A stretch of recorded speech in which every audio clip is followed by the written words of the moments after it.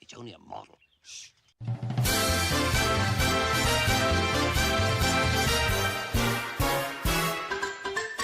We're knights of the round table, not round the square or triangle. We come to hang, have a game on Fridays as we're able. We play well here in Camelot, we are chums and fun, but Camelot. We're knights of the round table, our host is formidable.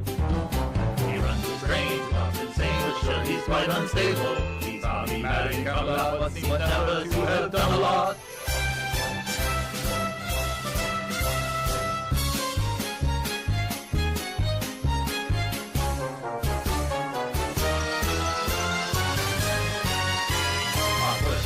Label, quite incomprehensible. Blue wrench in hand, we have no plan but to sit and hear Dodge babble. It's a lazy time in Camelot. I have to shake my bum a lot.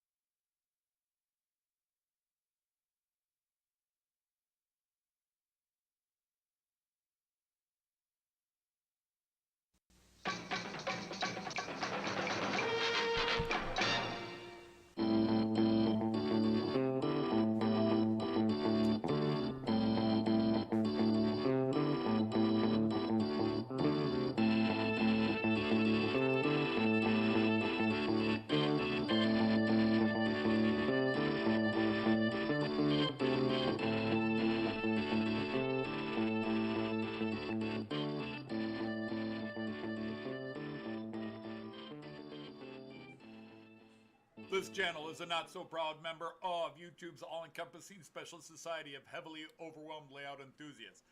Check any railway show, check any railway club, check any layout, check your own house. You'll find one of us somewhere. Warning, the content of this stream is not suitable for children under the age of 16.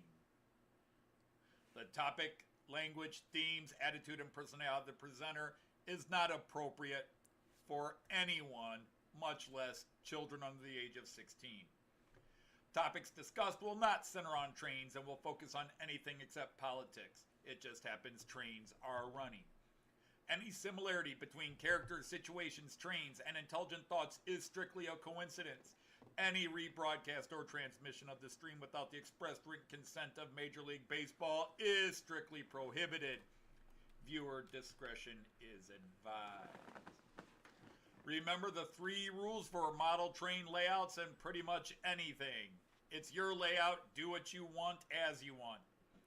Do not tell someone else what to do unless they ask you directly what they should do. Do not call out, mock, criticize, or insult another channel on your channel or anyone else's channel. Thank you for your cooperation. And see it, you'll love it, and it falls on in the best possible way. Hey everybody, happy Friday to all ye knights of the Rhomboid table gathered here in Castle Camelot through our computer screens. I hope you're all well on that side of the screen. It's been a relatively quiet week this week for me, which after a month of building a deck, I guess I'm kind of happy we did finally plant the flowers, and I then bought some what you would call in the UK fairy lights, and installed them on my patio umbrella. I put a post picture up, a community post picture up, as well as on Facebook, so all of you could see that. So let's get straight into the greetings and then whatever we're going to do. Hello, Airwolf the helicopter. Welcome in, Sir Airwolf. We have Sir Colin of Wykes is here. Sir Pete from Delft Junction. We've got Diesel Days and Smokestacks here. Sir, whatever your first name is, I have forgotten. I apologize. Sir Andy, the head of the Royal Air Force here. Sir Andy, the hot dog pilot. Sir Ivo van Zaan, representing our Dutch contingent, along with hi if he comes in. If not, hello, hi if you watch on replay. Sir Jana Benicki. We've got our Sergeant at Arms, Sir Joseph Agliato. We've got Sir Andy from March West Junction. We've got Sir Dino from Model Railway Shed. We've got Sir Dave from Scott Rails. We got Sir Chris from Down in the Valleys, 56XX. And we've got our two sirs from Von Don Eisenbahn, Eric and Willy. So anyhow, that's everybody that's on my list. Let me scroll on the back on the chat, see if anybody else had popped in and then disappeared. I saw RGJ Trains was here a bit ago. So hello, Robert and Grace. And I saw Sir Mick, the Royal Bartender, is here and has the bar open. And we have Ropst 63 is here. Hello, hello. So that is everybody I've got on my list for now. But quiet week on things. Felt like almost a normal week. Obviously, if you watched the video a couple of days ago, I did get some new stock in. Very happy with it. The first one, obviously, I got from Brian Finn. Oh, Graham from Leamington Station is here. I saw you earlier. Hello, Sir Graham from Leamington Station. Brian Finn, who I have been Facebook friends and YouTube friends with since 2019 at the latest. Probably earlier than that. I forget when we started chatting on each other's videos. And Brian Finn from Finnerton Central, if you don't know Finnerton Central, you should. He has gone into business with Mr. X, Martin. And I'm having a brain fart. I'm forgetting Martin's channel. But anyhow, they've gone into business and they've got the train set shop. And I bought one of my favorite UK trains from them for, I think I paid £40 for it. So $50 for a 3-car Hornby HST and Swallow livery, because even before I got into trains a few years ago, I was aware of the Swallow livery. I'd seen movies and TV shows from the UK and just always thought that train looked good. And to me, it's iconic. It is 80s UK. It's one of the classic liveries on one of the classic trains out of the UK, at least modern era trains. Obviously, the UK with its long history, the longest history of steam locomotives, has many classics, from Stephenson's Rocket through so many to all the A4s, the Mallard, the Flying Scotsman, the Royal Scotsman, Britannia, and so forth. And anyhow, so it goes up there. The HST is one of the iconics of the UK railway, and he had one for cheap a few months ago, and I bought it, and I've run it down below, and I'm very happy with it. It runs great, very thrilled with it. It's clearly an old model, but it runs great, so I'm very happy with that. But I've wanted to expand it. It's been a 3-car set. I wanted to get at least to a basic 5 set. One first class, one second class, and then an eating car in the middle. I know it's not that horrible P word, prototypical.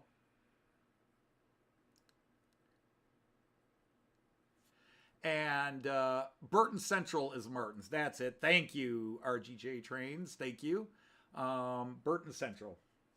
Anyhow, so they wound up getting a couple of cars. So I bought those, of course. And then the big purchase on the UK side of things was, I have loved the Duchess of Sutherland locomotive since I first saw it. Not the streamlined version, but just the standard.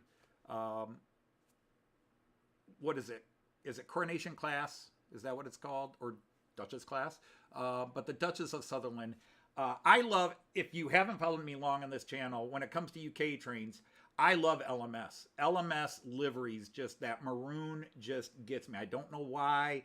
but it does. I mean, there are classic coaches in all the liveries, but you give me that maroon. I won't even say maroon's my favorite color, but in UK trains, maroon probably is my favorite color, whether it's British Rails in that maroon or LMS in that maroon. So they had a Duchess of Sutherland. Now, a lot of friends had sent me links when they heard me really getting serious about it. Like, I think he's serious about getting one. And I said, yeah, I'm going to get one.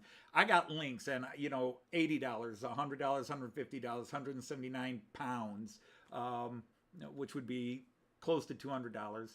And I didn't want to invest that much. They were gorgeous models. So thank you for the links. But I really, just to justify it with Joyce too, I had to keep it cheap. If I say, Joyce, I bought this UK steamer for $40, for $50, she's going to go, oh, okay. If I say, honey, I bought this $200 Loco from the UK, she's going to be, what were you thinking? You've got your German stuff. And, 40 pounds, almost about, what is that? About 46 American dollars. Just brilliant, really. And it runs very nicely. So you'll get to see that today. And then, of course, the other thing is I bought some Märklin cars, and I wasn't going to run them, but I just said to hell with it. And I've just made up a goofy freight livery, little freight consist. Hey, did I see Carl's here? Sir Carl, nice to have you. I hope you're well. Anybody else not getting sound? My thing says it's getting sound, so... Hey, Sir Martin of O'Keefe, welcome in. I thought somebody said sound is good. Okay, so you're good. Okay, good. So it wasn't me. It wasn't me. I thought maybe I forgot to turn my mic on, but I think I would have seen all attention getting there. So is the new one tender drive? Aren't all of Hornby's tender drive?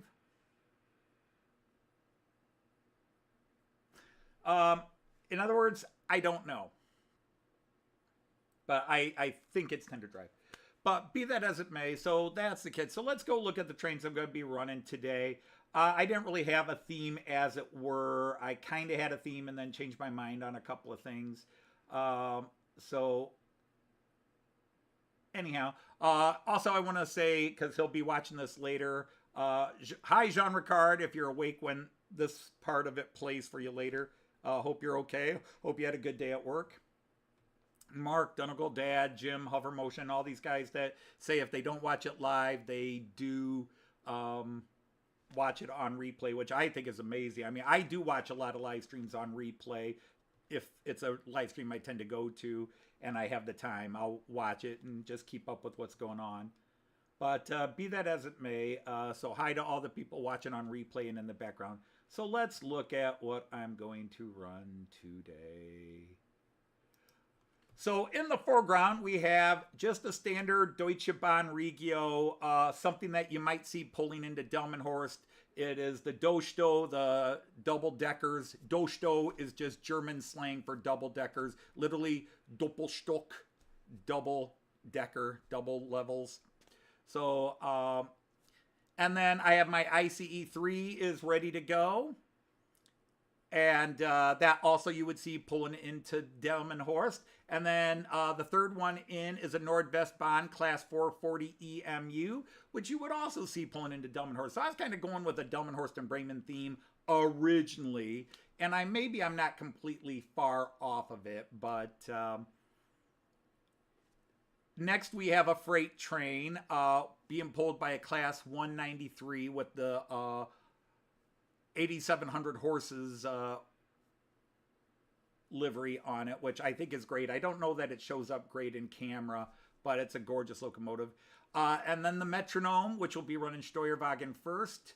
So Jean Ricard, if you're listening in the background later, I went 50-50 with the Steuerwagens, so you can be happy. And then way in the back, I'm on the Class 50 with a very short, calling it like a heritage train. I saw these a few times in Delmenhorst where they had it was just a steam locomotive with 4 or 5 old-timey cars, and they would run through and you'd pay $100 and you'd get an 8-hour ride and dinner.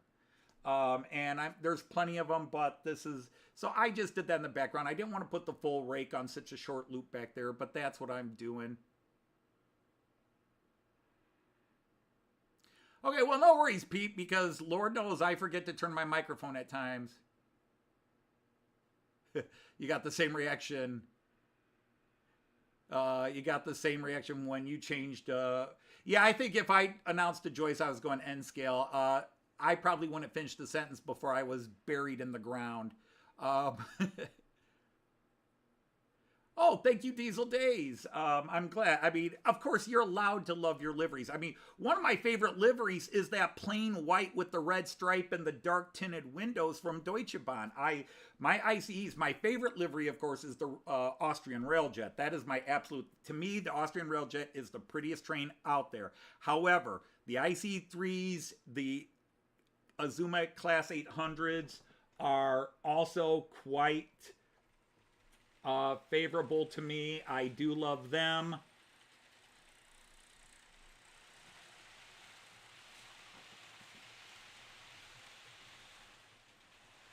Huh.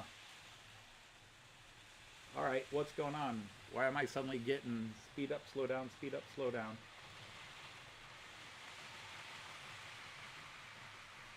Ah, somebody's acting up.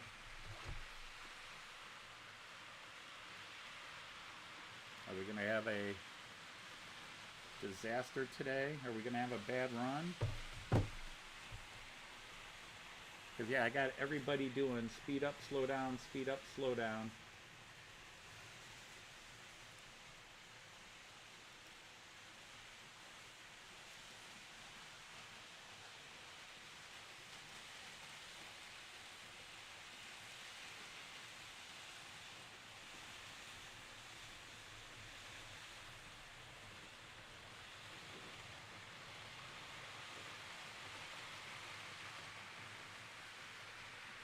Oh, okay, so let's go to the multi-view just to start. And I'll catch up with the chat. Hi, Dominic, how are you? Do I remember the company? Sir Dominic Z from Deutschland is here. Do I remember the company RC2 Learning Curve? Unfortunately, no, I don't. Hey, there's Sir Randall of Ellison.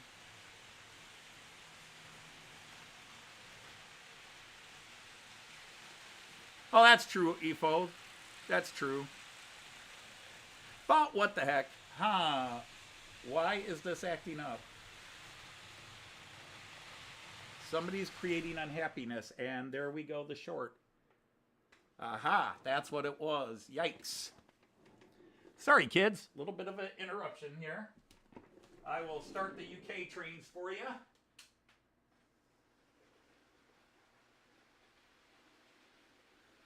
I'll let you see those guys in action while I sort out the disaster I just had.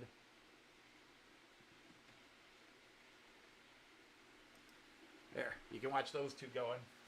I think that must have been the problem. Figures he derails in the one spot I can't reach. Actually, I can reach it just fine.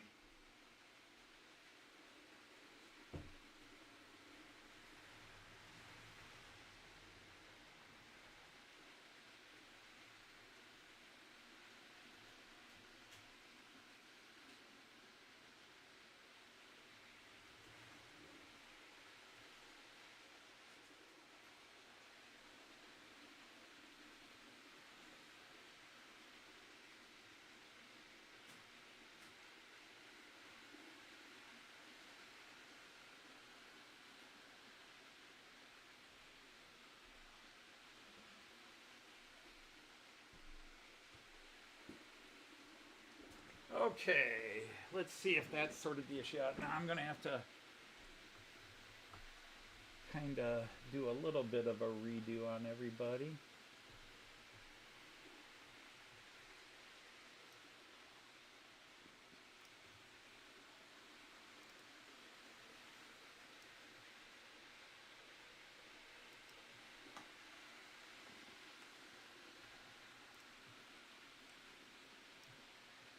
So just bear with me, but there's that HST, the new HST running in a 5-car livery. You're excited about the Hot Wheels Bumblebee? You should be. All right, let's see if I turn this on.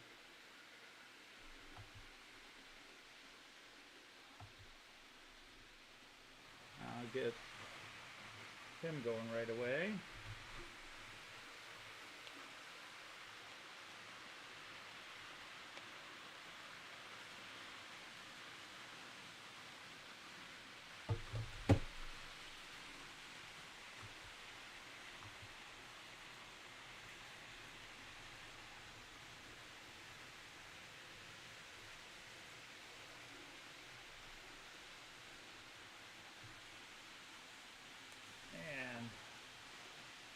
Because I think my problem was 1 or 2. Where's that guy?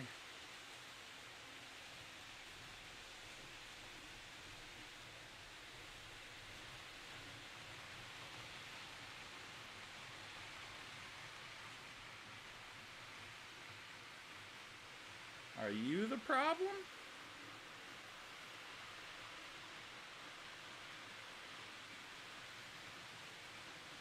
Now, everybody's running smooth right now.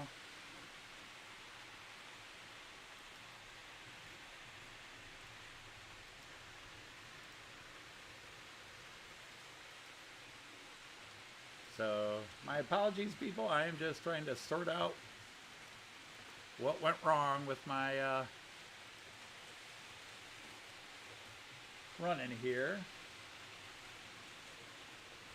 What happened was the BR50 derailed,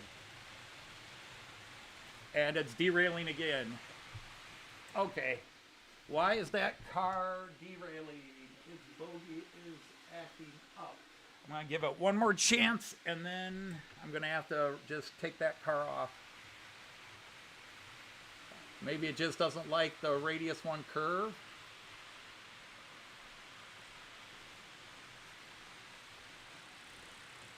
And now we'll go to the multi-view.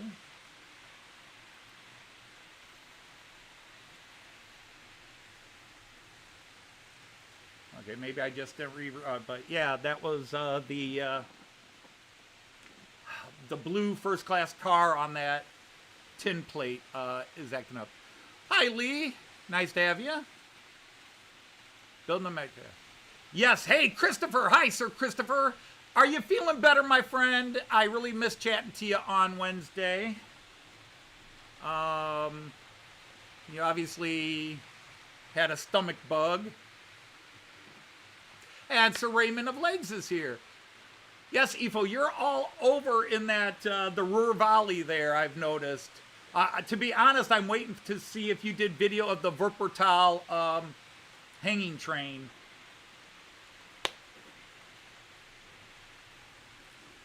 You can't get the la la la la of Crocodile. Anyhow, right before my disaster, I was saying hi to Sir Randall. Randall, I'm sorry I missed Wednesday. I don't tend to watch live streams because it's one of those evenings where I kind of give myself a rest from YouTube and try to take care of other things. It used to be so I could set up my trains, but now I set up my trains on Thursday for the live stream.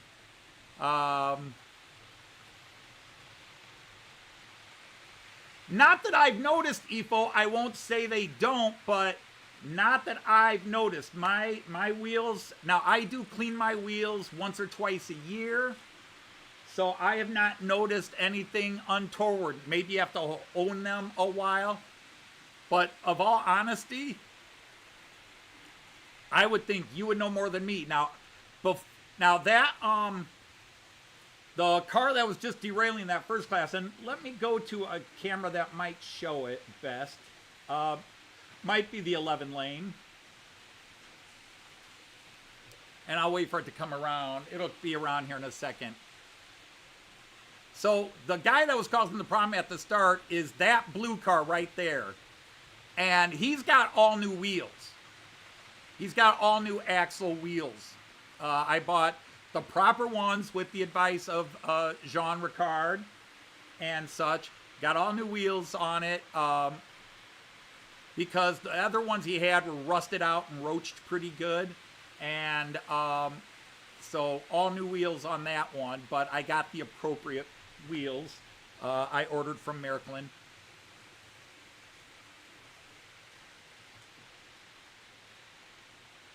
But anyhow, so Randall, you did Wednesday's Cab Wednesday. I'm sorry I didn't get to pop in and say hi, but like I said, Tuesdays and Wednesdays now, I don't go into live feeds because I'm either trying to, like Tuesday evening, I'm trying to catch up with all the videos I missed while watching Cayenne. Now, on Tuesday, Cayenne actually gave me about 45 minutes I could hang in High's live stream, and then he gave me about, 45 minutes again to hang in. Well, no, I'm sorry. I didn't get to go to Donegal Dad's live stream at all because we went to the park. We finally had a non-rainy day, and it was nice enough. I took him to the park, and we wound up staying at the park for over an hour. So the 10 minutes to walk to the park, hang out at the park for over an hour, and then come back. By the time I got back, Mark's Donegal Dad's stream was over, and I feel bad. I watched it on replay today.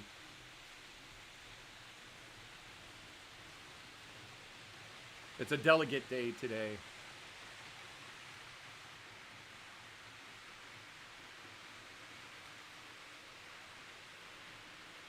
So that's one of the things we're debating. We are, as we've talked about, in 2025, we're going to Aachen because obviously we are a week and a half away from going to Australia. And Artie is really pulling out all the stops. We just talked for a couple hours this morning. Artie and I did in a video chat where we talked about what we're going to do in Australia, and we're very excited about it. I just got to get through, as we get closer, my brain thinking about that 13-hour plane ride is freaking, and I'm doing everything I can already to keep it down. I was actually thinking of getting some sleeping pills that I could take on the plane, which is what Joyce and a couple of people suggested. The problem is I react to those kind of pills. They give me really crazy dreams, and the last thing I want is to be on a plane where I'm already scared and that filtering into the dreams that these pills seem to make crazier. I think I'd just be happier being awake and talking to Joyce or sleeping normally if I can, but it's going to be a long one. Yeah, I saw that you, Randall, that you said you were first on call. So I don't know if it's a good or a bad thing you didn't get called, but for the sake of the live stream, it was good.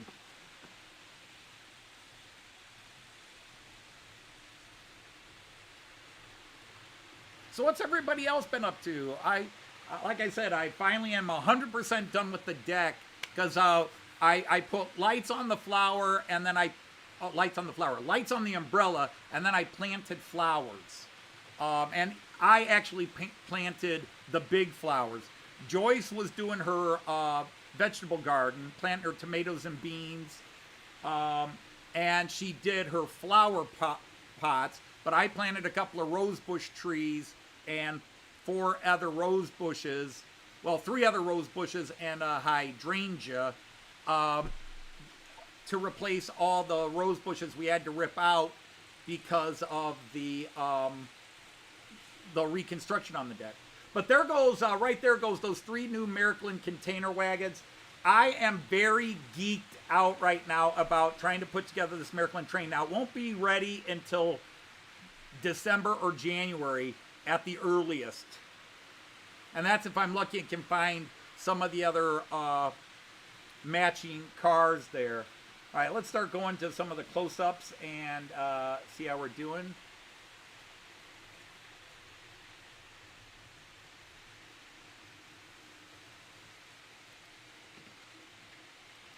Whoops, wrong way.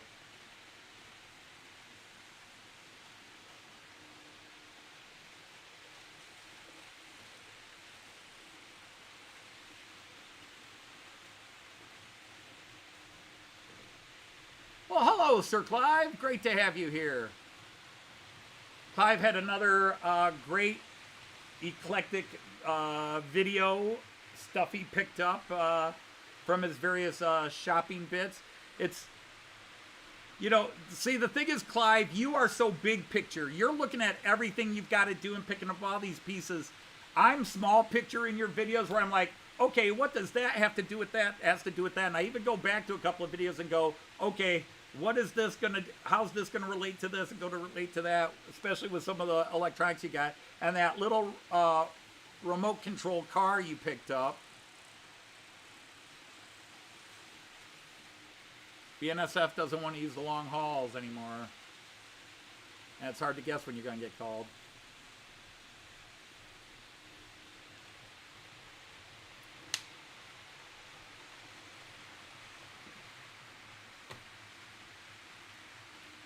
All right, so village view. There you can see the IC racing away and catch you up the ramp. Focusing on the left side here for a few cameras. There goes the ICE away in the distance off towards Bremen, followed by somebody's going the wrong way. I didn't even notice that. Well, let's see if I can fix that without creating bad things.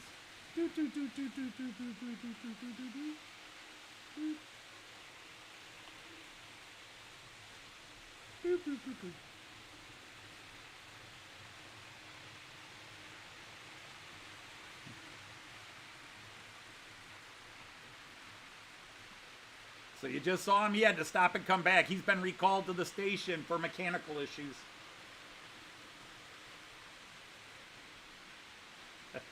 There you go, you get to see him go around again. I didn't even notice he was going the wrong way. Remscheid Tool Museum, Remscheid. For Gador and Knipex. But, anyway. Well, because like I said, you're in the Ruhr Valley region, so you're going to have steel, coal, industry. You're going to have so many.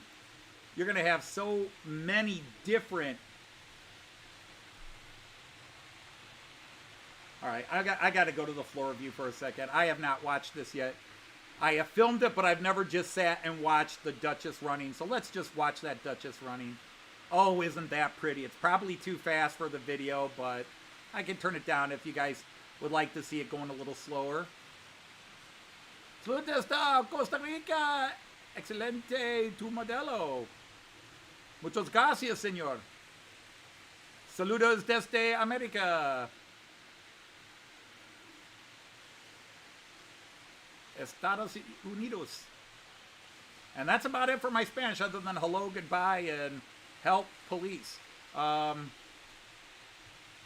Hey, Mons, how are you? Welcome in, Lord Mons. Great to have you.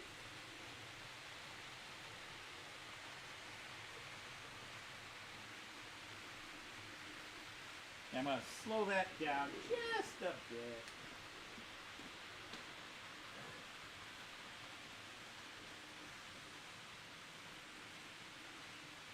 And the reason I want to slow it down is no other reason than you get to see it longer on camera.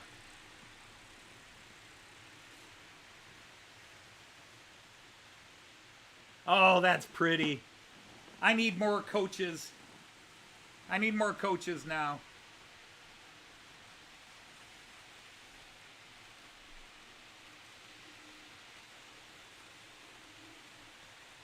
So now I'd have to get like a Bulgarian train. And then I've got Western Europe, Central Europe, and now I need something Eastern Europe. So I need like something from Serbia or Bulgaria, Romania. Hey, CMD Models, I watched your video, but it was right before I went live. I was watching it while I was setting up down here. I watched Roberts and Matt Slade put up a video, and I was watching those just before I went live.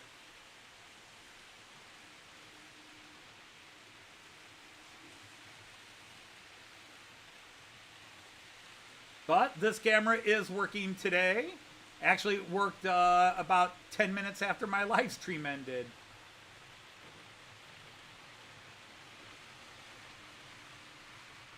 And there is a joke in that train. Let me see if I can.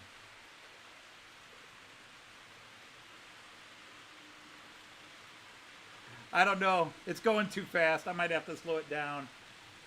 Got up to speed.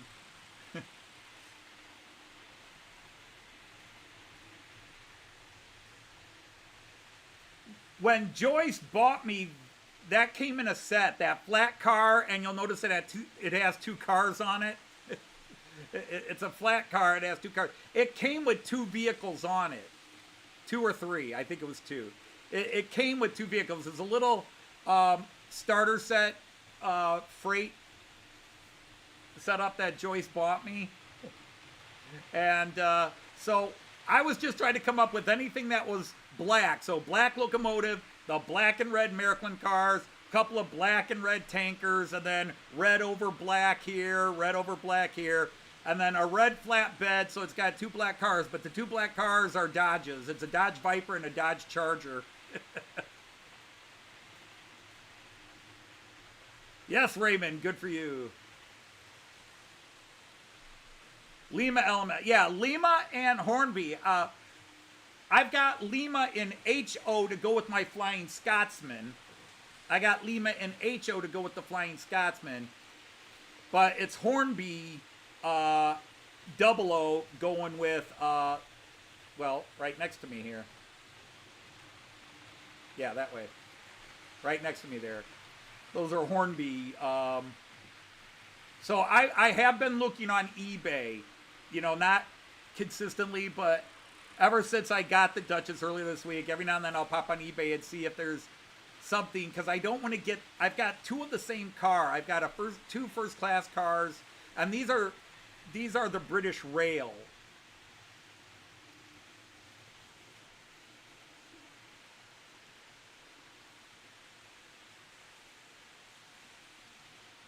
Model Power sold a water tower. Well, that was probably for Dodge City, Kansas. Oh, well, thank you, Pete. I seriously, Pete, I know you guys are all good, but I'm so used to it happening where somebody goes, that freight consist would never go like that. And it's like, I just threw it together. I was going for black and red, and then I threw the 2 Max Bogles in yellow and red at the end, just for the hell of it. And it's a short freight. It's not my long container freight. I was not going to put those cars out on show until I had the whole train built later this year. But I thought, what the heck, I'll show off the new stuff.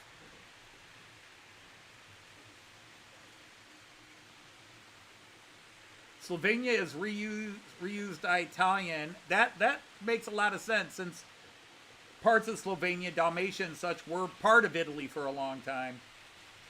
Even though most of it was part of the Austro-Hungarian Empire. Oh, I'm fully aware of that, which is why I did it and did not talk myself out of it. But every now and then you just think, oh, somebody's going to say something. And sometimes you're less in the mood for it than others. But I'm so excited to be building this Märklin train. I've already ordered the new cars. I've ordered the new container tanker wagons, because they call it a container tanker wagon. So make out of that what you will. I ordered a couple of those already, and or reserved, but well, hello, Kiwi Dave. Oh no, you can say hell when you're introducing me. Hell, Anthony Dodge. I'll respond to it. That's true. That's true, CMD, because I just saw a bunch of posts on those on Facebook's page, Euro Trains and Hobbies. They were showing all the new Slovenian ones. Slovakia and Slovenia running a bunch of new EMUs. They're Siemens, if I remember correctly. Yeah, thank you, Pete. When I decided to build this layout, and in fact, I got some, I stepped into a feud in the Märklin world I wasn't intending to step into. But what's happened when you don't fully know the whole story and you say something?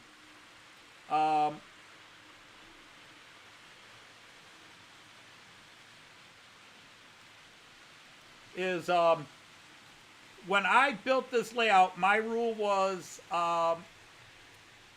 nothing smaller than a radius 3 except the parking areas. So where you're looking from your right, those curves, it's radius 5, radius 5, radius 4, radius 4, radius 3, and then it's radius 2 on the inner loop. So it's 5, 5, 4, 4, 3, 2 for the 6 running lanes, and then it's radius 1 going into, well, actually it's radius 2 going in to the parking areas. I think I got rid of all radius 1. Let me do the long view and you'll see what I mean. I had some radius 1 going in here originally, and I finally switched them all out to radius 2s.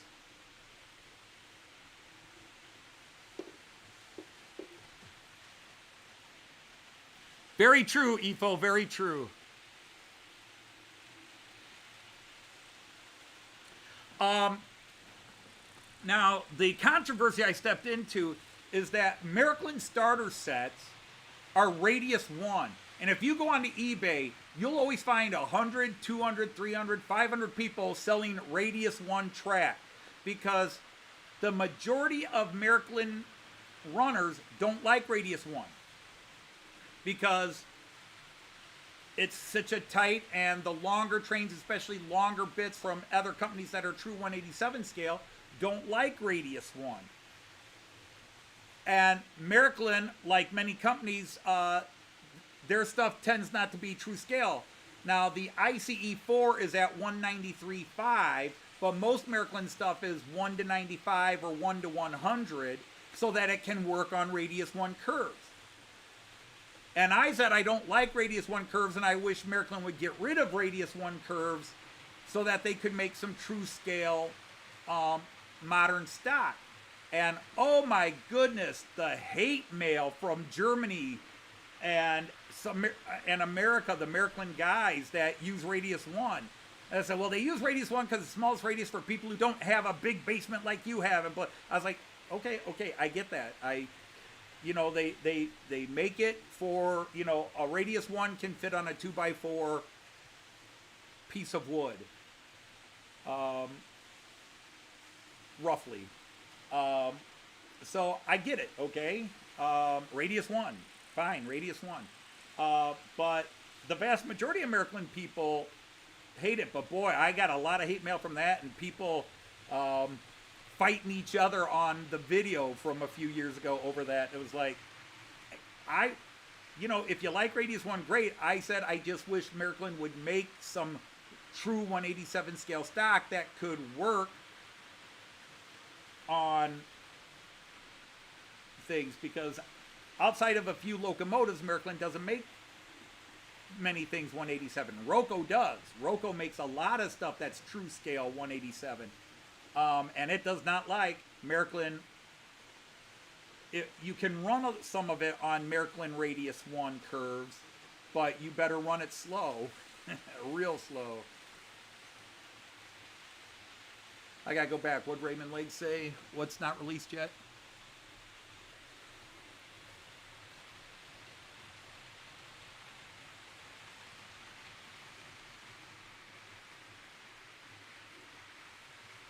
Yes, the old vintage were. I think originally model trains, obviously, even once scales were developed, I don't think companies were quite as decisive to make things scale. I think collectors and model hobby enthusiasts over the last 50 years have started, like, you know, this is not in proportion, blah, blah, you know, I guess we'd call them rivet counters, and Lord knows I don't want to be accused of being a rivet counter. I would like to get a Märklin ICE3 that's in true scale. That would be cool. But when I'm running my trains, I don't look at my ICE3 and immediately notice it's missing a window or some, you know, for that. I don't notice that. When I bought an ICE3, I didn't know it wasn't in true scale. So obviously I'm not that picky about it. But my Railjet is true scale 187. And some of my other Roco rolling stock is true 187. Jagendorfer, Slovenian, Ardia, Cargo, Loco. Man, you guys just want to get me. I know I was joking. I know I was joking when I said that.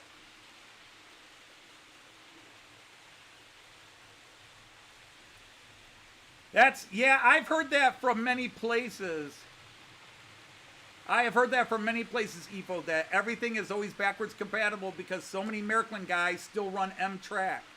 And again, if it's a business decision because people like me still buy it's Märklin and run it on our C-Track and love it. I mean, I have one Märklin product that's a dud, and that is my Class 102.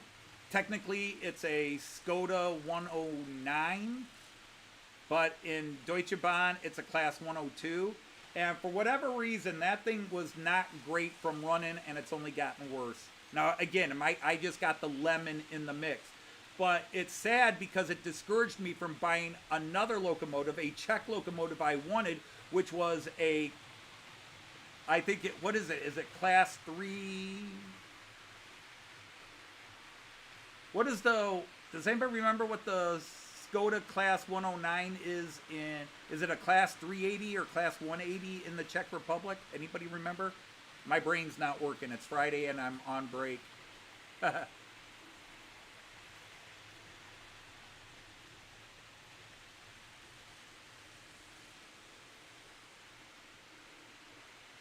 Although, Ropes, you say that all Märklin trades are constructed for radius R1 radius. I've got a few that say minimum radius 2. I've got for example, the HF Viba Class 320 I have. That says minimum radius 2. I've got a couple of Märklin things that say minimum radius 2. So I don't know if it would work on R1, but it tells you not to run it on R1.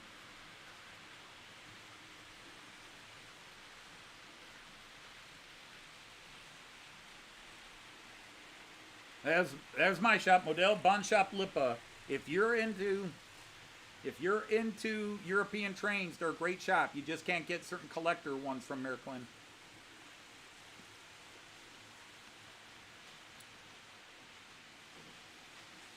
Oh, sorry. Hey, Sir Greg, how are you? Nice to have you. Midsommar Railway N scale.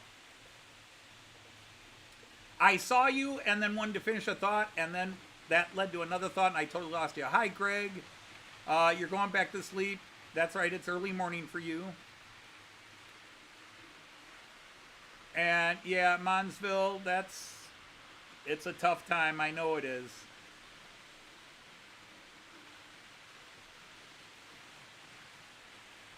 Joyce's parents lived literally around the corner from us. Okay, well, it was around the corner, just up the street and turn left real quick. The last few years before her dad going into hospice and passing away, and then a few years later, her mom going into hospice and dying. Her mom had to go into healthcare home before hospice. And watching the Czech Skoda is a 380. Yay, the memory worked. I was going to buy the one with the Czech flag celebrating the 100th anniversary of the Czechoslovakia, Czech Republic. I loved it. It was gorgeous. But my problems with this one shied me away from buying it. I think I could still buy it from Märklin if I ever talked myself into it. But I feel snake bit. You see a lot of them in Linz. Indeed. Hey, Sir Andy of Dobson's here. Nice to have you.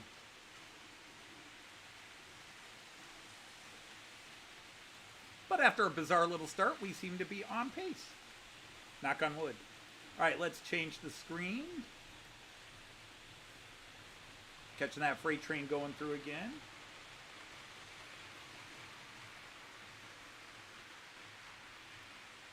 And then down to the floor, there's that Duchess, I tell you.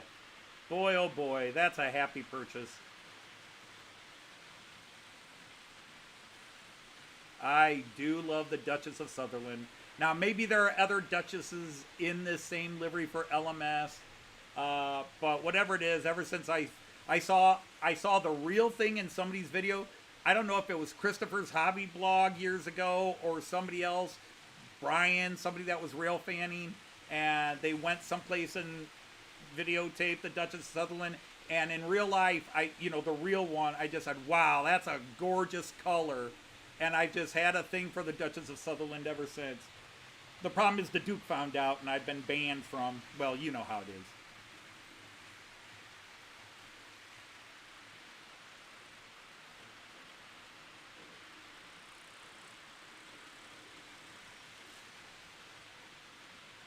Long string of hoppers sitting in the yard. But, yeah, right now I'm not looking at any more freight locos except for that Märklin Class 249.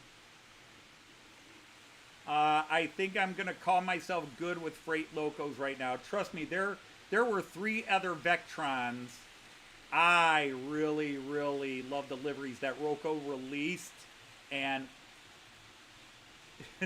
if I decide to get another freight, I might just go back and get another Vectron. That was...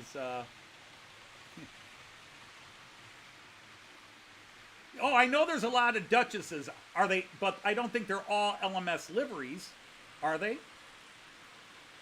I know there's a lot of Duchesses. But I don't think they're all LMS livery. I don't know how many are in the LMS livery. But whatever it is, the Duchess of Sutherland has just always struck me as one of the iconic. And because when we were at York, there was a Duchess. I think they had a Duchess at York. Well, they've got a streamlined Duchess, or is that a Duke? I can't remember. See, my brain just does not want to hold that information. All LMS, not all maroon. Great. I need a 151 in ocean blue and cream. No, I don't need one.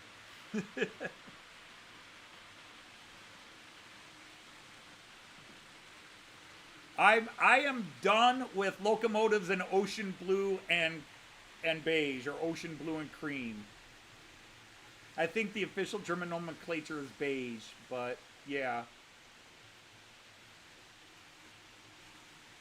Indeed, Efo, indeed. And that's why I bought these 2. And the reason I have 2 and not 1 is I couldn't even flip a coin, and I literally, I talked to Joyce about getting 1. And I was like, okay, I've narrowed it down to these 2, because I showed her like 10. And she was like, oh, that's sharp, oh, that's sharp.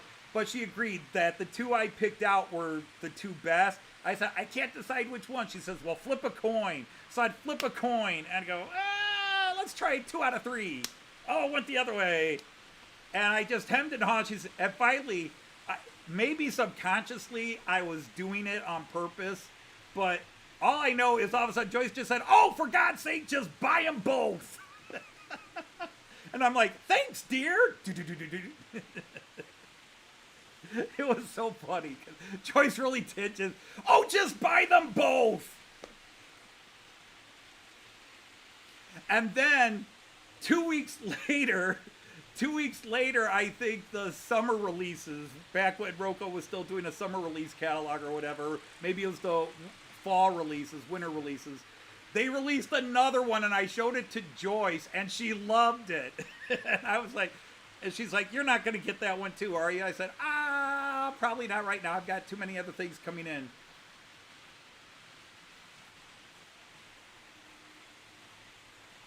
Oh, I thought you did a great job of it. It's a great car. Dominic, don't take this the wrong way. Don't take this the wrong way, because you're a collector. There's only one problem. Es gibt nur ein Problem mit solchen Videos. You don't open them. You leave it in the package, which is what a collector wants. I want you to open it and play with it. I want to see you open it and really show it, like, woo, look at that. Well, they're good reviews. I do like some of the cars they're showing. Again, I'm not a 164 car guy. I mean, I buy Dodges a lot. I have bought a lot of Hot Wheels cars for my grandson, and not all of them are Dodges. I do like to buy him sets where they have they're made up cars, just their little funky, wild, crazy hot rod sort of things. But my daughter, whenever they go to the grocery store, if they have a display of Hot Wheel cars, they let him pick one, but it has to be a Dodge. I raised my daughter well.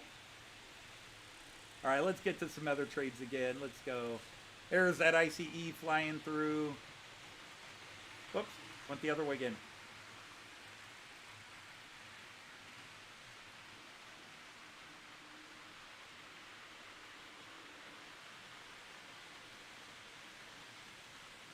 Well, hi, Andy1E. You're on a break at work. Nice. Okay, I got to adjust this camera slightly. Hang on. Oh, it always moves. Probably because I bumped the wire. I like it to be right about... No. Come on. Cooperate more. Oh, that's why your wire's being goofy again. You got caught under there. Thank you. I like it so it's not quite... There we go. That way it catches things off the bridge. Like right there. There we go. IC3 coming right in. Good timing. Good timing. The only problem with this camera is sometimes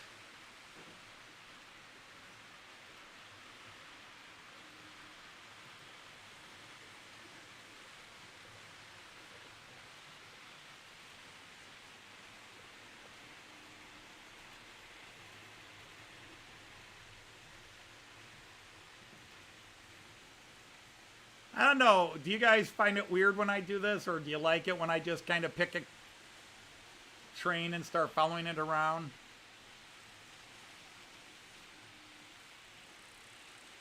Kind of gives you an idea of the layout.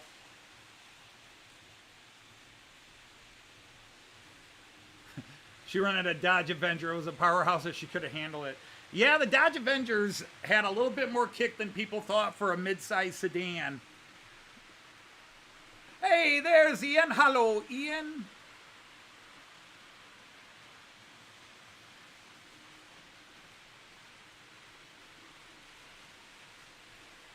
So that's what you do emphasize. I've always been meaning to ask, and I think you've mentioned it before, EFO, but most of your stuff is pre-1925.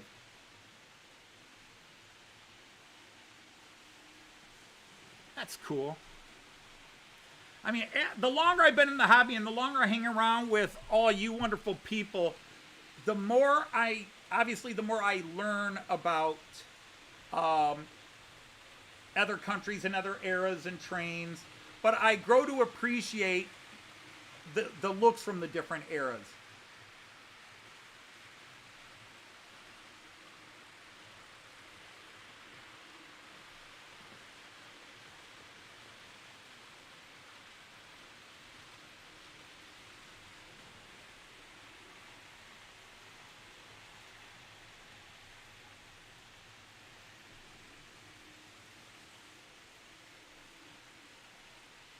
Your ICE is...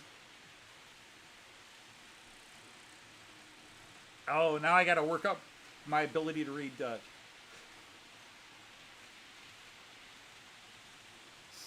It was something yesterday.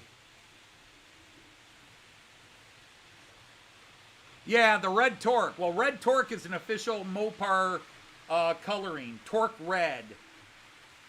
That is a copyrighted... Mopar color, like Petty Blue. Petty Blue, Torque Red, Plum Purple, those are all registered trademark Mopar colors. I don't know that they are now... They may now be available in general, but it used to be you couldn't even do that color. You know, they're all registered by how you mix the basic colors to get it. But they were Mopar labeled colorings. But what's curious is you didn't have many Dodge Challengers that actually were done in torque red. You did not have many. There was a limited number of colors available for the basic Challengers. You could request a torque red, but you paid a lot more money and had to wait a couple of months or so to get it. Back in the days when you actually went to the dealership and ordered what you wanted on your car, and then it was assembled and shipped in a couple of weeks.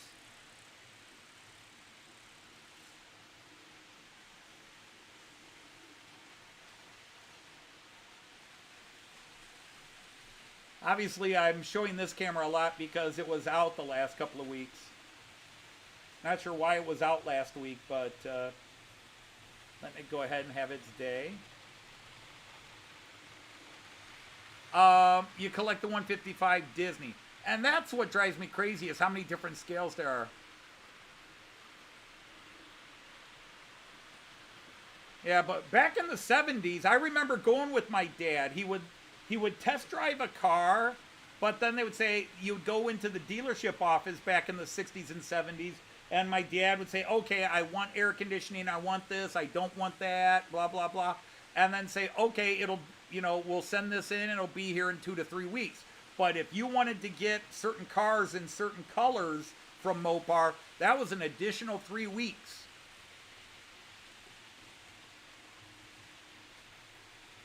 So wow, Graham, you don't just walk in and buy one off the lot in the UK, or can you?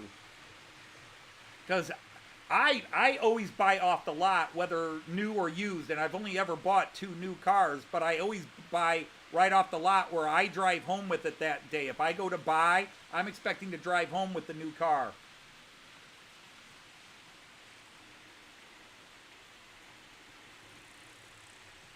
Yeah, that's a little better.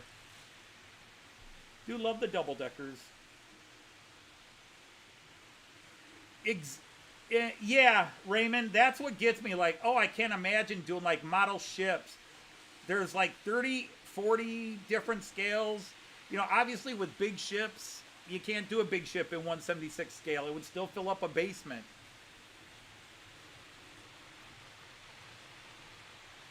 But it would still be nice, like, why have 155 when you already got 164 and 143? It's like halfway in between. And why not have all the scales, like model trains and accessories, all match? So like if O gauge is 143, you've got 143 cars, you got 143 slot cars, you got all kinds of accessories in 143 scale.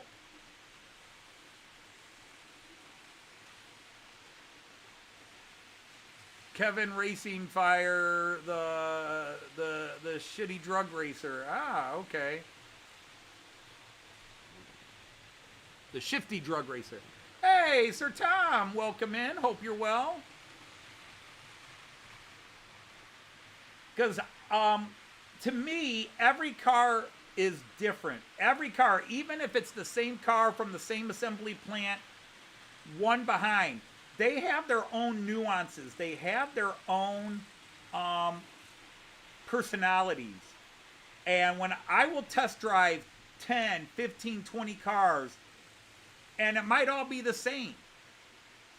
But when Joyce and I test drove this, when we got our 2014 Charger a few years ago, I test drove 2019 Chargers, 2018 Chargers. I test drove a couple of 2014 Chargers that they had. And that Charger was the one I liked the most in terms of how it handled, but it's the only one Joyce liked. Joyce didn't like the way the other Chargers felt, but this one she loved, and it happened to be the one with the handy. Hello, Canadian Locomotive Logistics.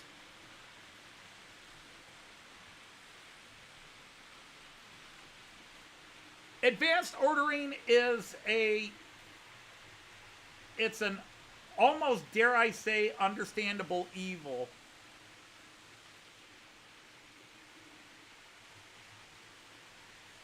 Oh, the Piston Cup racers. Except, yeah, the Apple racer because Apple, and the Dale Earnhardt Jr. because they have very strong licensing rules. All right, we'll see you when you get back. Oh yeah, Raymond, and that's not all the gauges. Heck, you used to go up to gauge 5. There was 0, 1, 2, 3, 4, 5.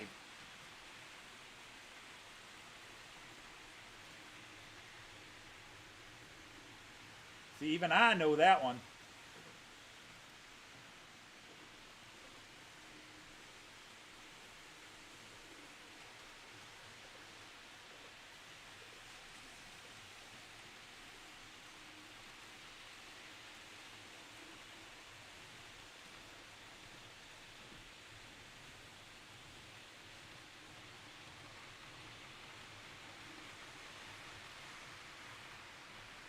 But you're right, Canadian Locomotive Logistics, and I'm sorry I don't have your first name down in my brain yet. Or if there's more than one of you, your first names.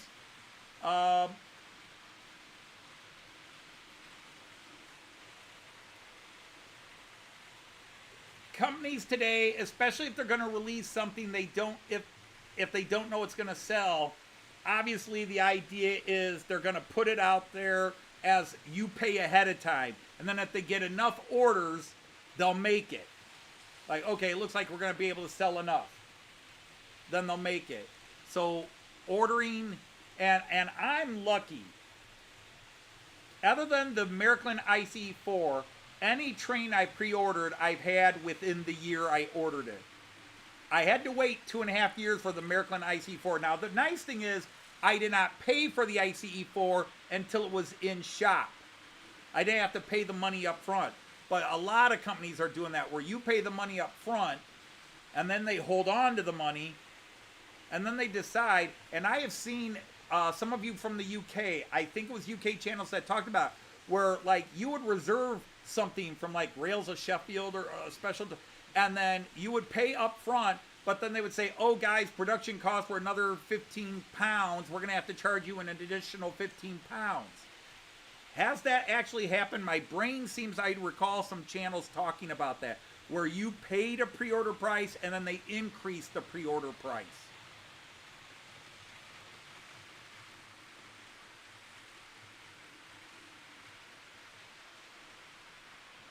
Well, hello, my lord, Sir Alan. Great. Mattel revealed the new Disney Cars die-cast poster for 2024. Okay. Now, my grandson, Dominic, he got into the movie Cars, the Pixar movie Cars, obviously released through Disney. Although he got out of it, but it got him into cars. But he's got a bunch of them at his house. At my house, he just has Lightning McQueen, Jackson Storm, and Mater. That's all he has at my house. But he's got a couple of Hot Wheel adventure sets. I bought him a couple of racing sets, loop-de-loop things that I bought him. And every now and then, the thing with my grandson Kyan is this: I've got a box of Hot Wheel stuff that he can play with. Some of it is stuff from my son when he was little, and then new stuff I bought for Kyan. Kyan wants me, no matter what it is, he wants me to build something as big as possible. Like, he wants me to build a Hot Wheels track that will run from our living room all the way out, circle around our kitchen, come back and circle around the living room. With the loop-de-loop and the jump and all the other stuff. He's got a Hot Wheels parking tower thing. And then he will run a couple of cars around that circle and then decide he's done. It drives me crazy because I'll spend half an hour, 40 minutes putting the track together, and he'll play with it for 20 minutes and then decide he's done. Okay, Opa, let's play trains now. Okay, Opa, let's play Paw Patrol now. Hey, Sir Leslie of Gilpin is here. Nice to have you.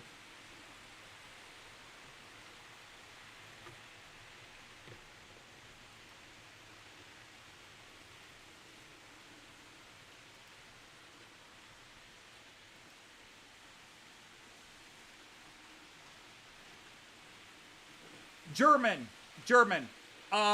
Canadian locomotive logistics. I am 3/4 German. 3 of my 4 grandparents were born in Germany. And I run German trains with some Czech trains because between 2003 and 2016, I ran an exchange program where I took students from my urban high school here in Toledo to our sister city of Delmenhorst, Germany, and that's what got me into trains. It's been 10 years now since I got into model trains. Well, no, it hasn't. 9 years. Actually, even 8.5. Let's call it 8.5. I got my first model train December of 2015. I got my first model train December of 2015. But it was traveling by train in Germany that made me fall in love with trains. And then I wanted to have those trains here in my house to remember my travels in Germany. Because by the time I started buying trains, we had already been 11, 12 years into the exchange program. Our first trip was 2003, and then 3, 4, 5, 6, 7, all the way up. Our last trip was 2016. We had to cancel in 2017 because we couldn't get enough students. And then the next year we couldn't get enough students signed up because they weren't putting students in the German program. We had kids signing up for German who wanted to come and wanted to do the exchange program, and the school kept, because they wanted to get rid of the foreign language program. They wanted to go down to French and Spanish, or maybe even just Spanish, and they were just changing kids' schedules, kids that were signing up. I had so many kids, like, they put me in Spanish. I signed up for German, they put me in Spanish. I got tired, and I was head of the foreign language department at my high school. And I just got tired of the fighting, but we canceled in 2017, and then 2018, we couldn't bring students. And so the school that we were exchanging with said, okay, it's done. You clearly can't do this anymore. So in 2017, our students canceled, but Joyce and I had already set the money aside. So we traveled in Germany in 2017 by ourselves. It was the first time my wife and I ever traveled by ourselves. We traveled in Germany by ourselves, and we had a blast, and we really enjoyed. We never rented a car. It was train, bus, tram, subway, everywhere we went, and we had a blast. And then 2018, we really were up to the last minute trying to get enough students to go, and when it didn't happen, we didn't go to Germany. We wound up not traveling. And then 2019, we went to Germany, and then 2020 and 2021 was COVID. 2022, we decided to go to the UK instead, and then last year we went to Germany, and this year, instead of going to Germany, we're going to Australia. And then next year, we'll go to Germany again. But there, you got that history going.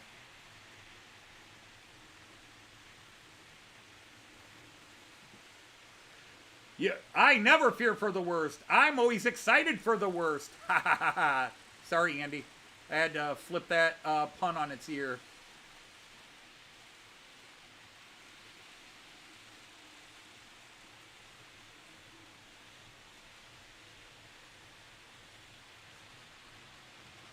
So, and then Dodge is English. But the other 3 parts of me are German. So, my kids all grew up. I learned German as a kid. And then I took it in school, and it was one of my college degrees. I actually started as an English teacher for the first half of my career, and then in the year 2001, I got asked if I would start teaching half a day of German, because the guy that was teaching German didn't want to teach German anymore. And so I did a few years of teaching half a day of English, half a day of German, and then I changed schools, and I became full-time German almost to the end of my career. I occasionally taught a class called, well, actually the last 10 years of my career, I taught a class called World Mythology, which was a volunteer class, an elective, as we call them.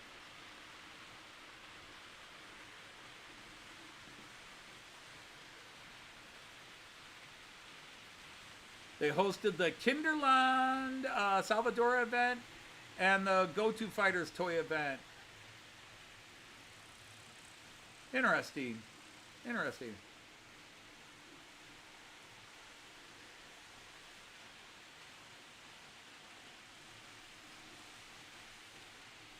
Yes, horns.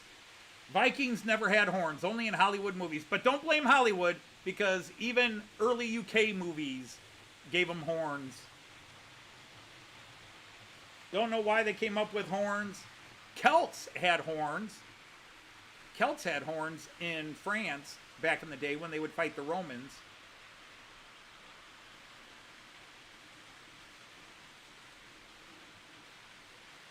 I watched your new film today, my lord, but I did comment on it, so you know that. I've watched Leslie's, but I think I missed a couple of comments, but I don't think he misses if I miss his comments. I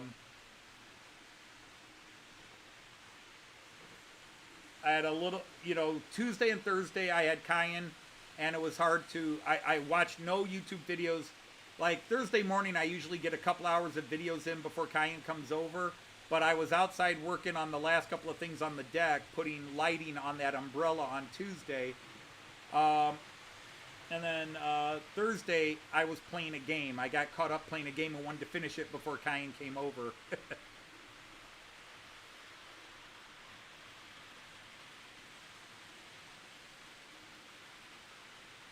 Oh, yeah, I didn't mention that. Alan, you showed a back scene in your video today that was awesome. I love that back scene. That was really cool. And somebody else in a video I watched today had a really gorgeous back scene.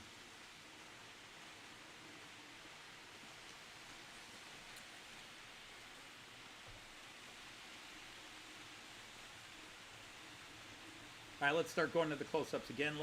Let's start on the floor view. Let's see how. But I'm liking this HST more with the 5-car set. I liked it, but now that's a 5-car set, it just feels kind of complete to me. I know 5 cars probably aren't a prototype, but it just feels right to me now. But yeah, I got to get a couple of more maroon cars.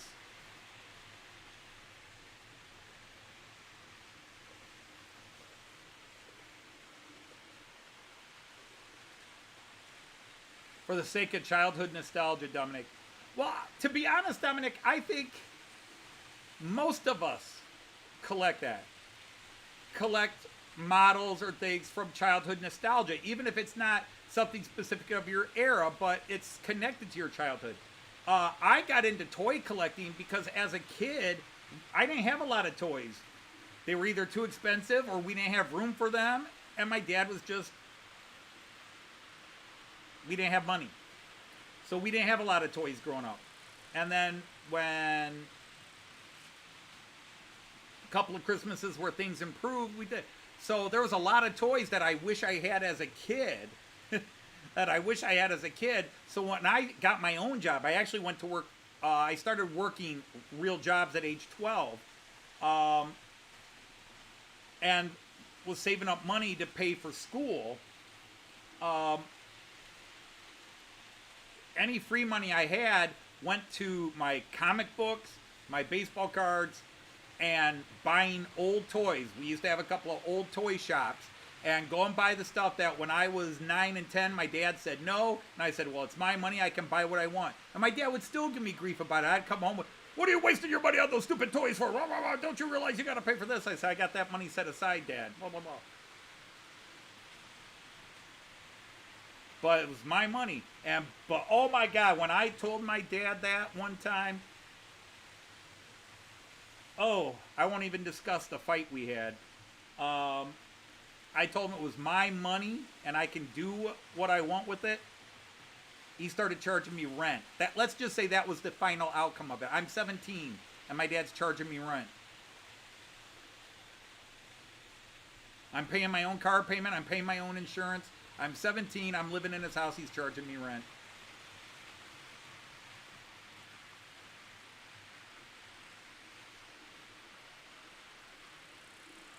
The Green Ramon. You'll have to tell me what the Ramon is.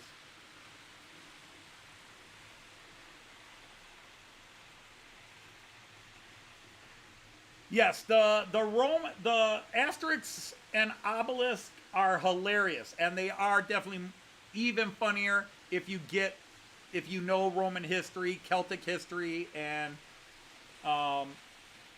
but you know, Asterix and Obelix. I just love the name puns. I just love the name puns on top of everything else. But yeah, Asterix and Obelix were just also. Ramon is a Chevy Impala. Oh, right. From, yeah, duh. From Cars. Right, Ramon. Low and slow. Cheech from Cheech and Chong. Cheech Marin. Low and slow. Well, hi, Jason the Train Freak. And hi, Kieran, if you just came in. And if I missed you a while ago, my apologies. Oh, you read them in French? Obviously, we had the English translations, Asterix and Obelix. Because are they French or Belgian to begin with?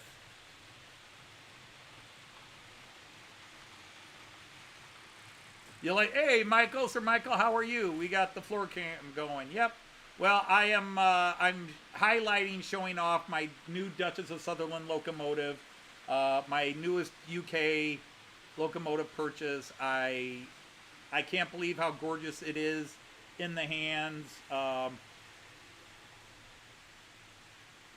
You know, it was quite exciting to be able to feel a Duchess in your hands. To just hold her in both hands. Now, mind you, when Joyce came home and saw me holding a Duchess in my hand, I had a lot of explaining to do, but she put the frying pan and the rolling pin down. Yes, I do, Raymond. The problem is, they have so many. There was Nice Dreams, which was the ice cream one. There was Up in Smoke, which I think is the one that was the car made of weed. They have a few in class. Did I know that, EFO, or not?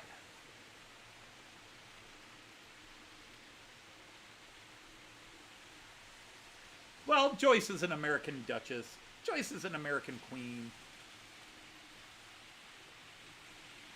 Hey, Shortbread! Sir Andrew of Shortbread. The Royal Baker is here. If they have a female name, then it goes the other way. I do tend to refer to locomotives as male. For some reason, though, most steamers are she, except the Flying Scotsman, I'll say he, because it's Scotsman, not Scotswoman. But because it's a Duchess, I say she.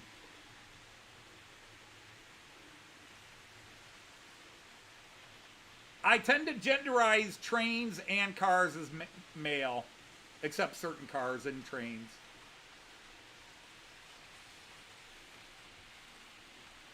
There is a Duke. I was looking on Google Images, because you told me that, Monsville. You told me that on a video comment. You mentioned that there's a Duke of Sutherland. And I Googled images real quick, and I typed in Duke of Sutherland locomotive, and everything came up: Duchess, Duchess, Duchess, Duchess, Coronation class, you know, all these other classes and things, but never a Duke of Sutherland. Just the way Google does their stupid searches anymore. I'm so tired of typing in something on Google search, and then it gives me other things. I was like, what part of these three words did you not understand?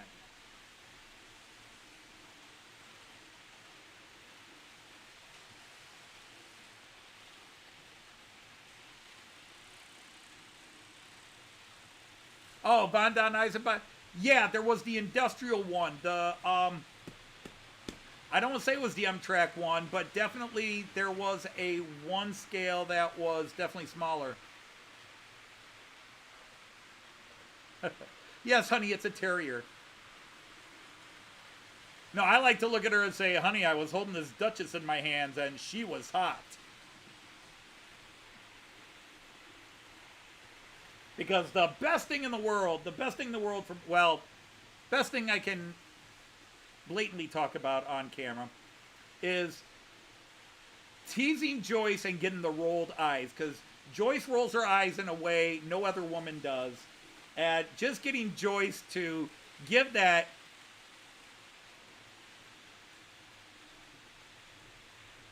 "you filthy man." I've been doing that for 40 years, over 40 years. The first few months we dated, I behaved myself, but once I realized we were an item, slowly the naughtier humor crept in.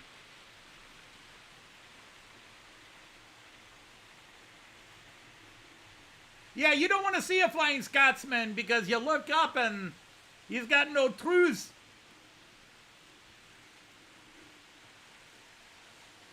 If she's hot, maybe she needs servicing. If she's hot, somebody's definitely getting servicing. Good night, folks.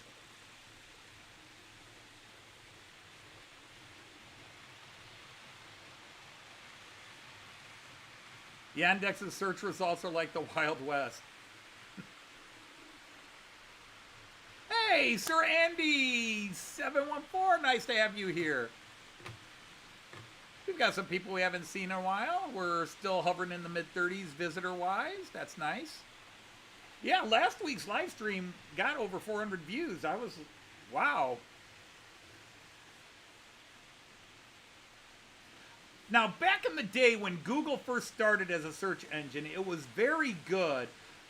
And I think they still have it, but my favorite thing was where you had a Google search and you could do actual search, or they gave you the "do you feel lucky?"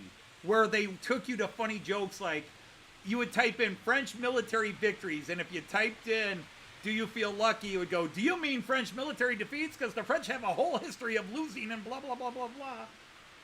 And it was all done in humor. It was all done in humor.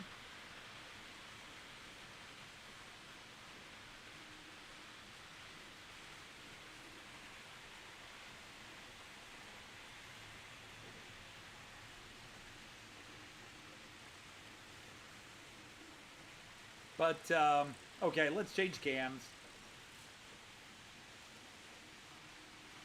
Thought I'd go to this one because we had a lot of trains coming there right now, but by now you've seen all the trains, you know what's here. Just trying to catch it when it's busy and let your eyes feast on the candy.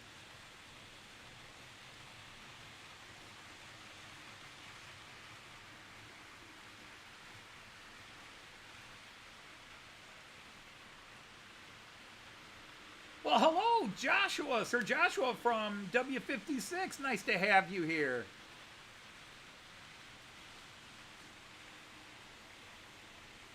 Yeah, sadly, Kmart is gone.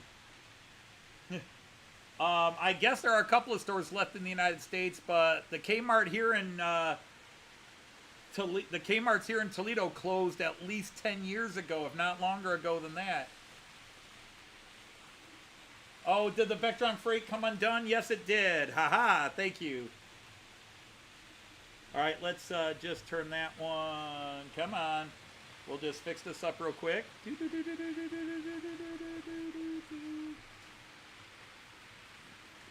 Oh, for heaven's sakes, you silly boy. What are you doing uncoupling?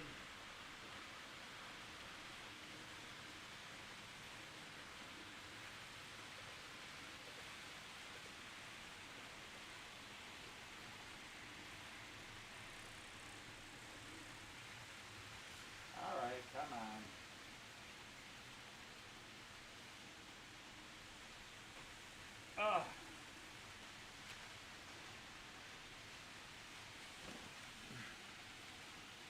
All right, now you need to pull forward.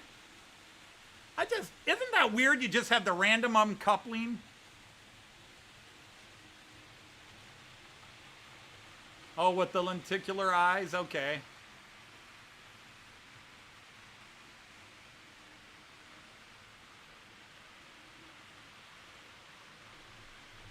Stop. Now, granted, I know why this, Oh, dude, I said stop already. Stop!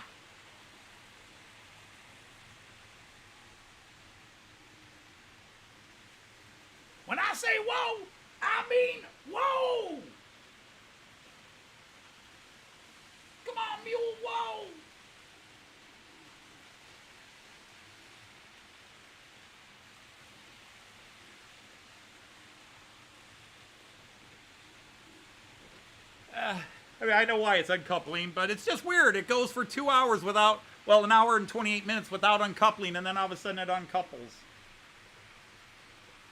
That's what gets me weird. You think if it's going to uncouple, it would just uncouple.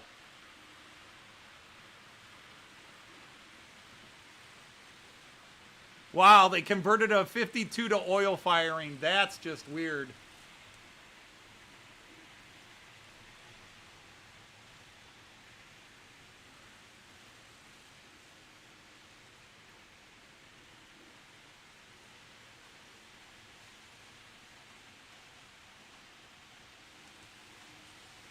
Yeah, the Kmart's in Toledo got rid of all their ice cream shops, sort of like Woolworths did back in the 80s. They were gone out of, I mean, we had Kmart's until the early 2000s here in Toledo, but the ice cream shops and all that, gone.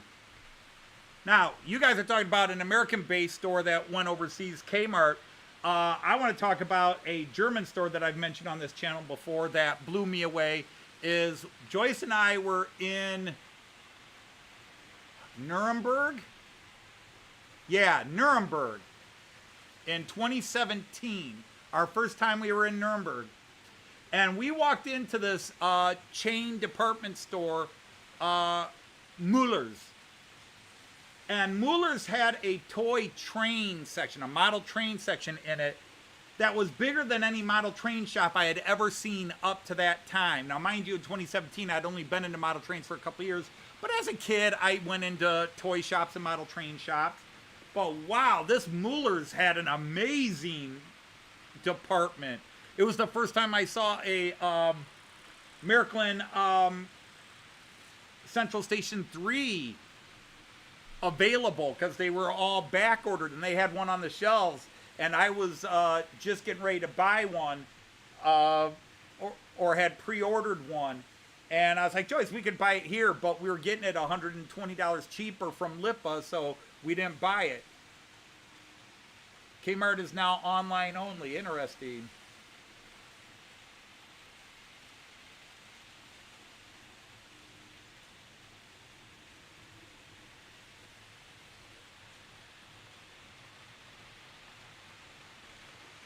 At 15, you started college. See, in the USA, university or college is at 18. You start at 18 or 19 years old. You have to, in America, you have to do high school through age 18. It doesn't matter what you're going to do or be. American high school, we have K through 12, and you start at age 5 and you go to age 18, and then you go to college, university, technical school, vocational school, although many high schools used to have vocational schools in the high school.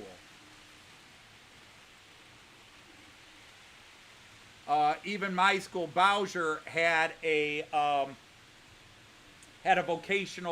tons of vocational classes, electrical, plumbing, which gave you a head start, but you still had to go into the what they called the adult education, but basically the vocational programs.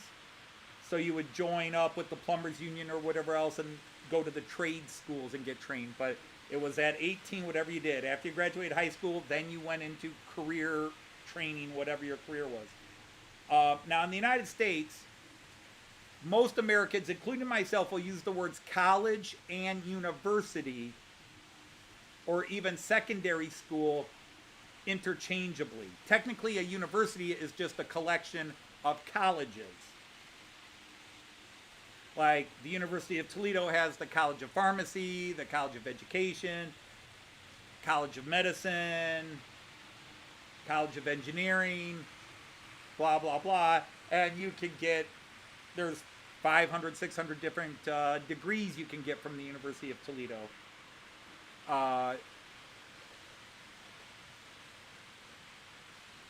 Well, I'm sure there's all right, Efo's going to bed. All right, good night, Efo. Thanks for hanging out as always. Appreciate it.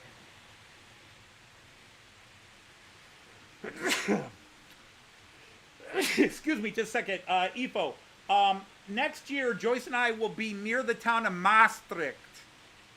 So if you know any good things, or if this Herr Hugevard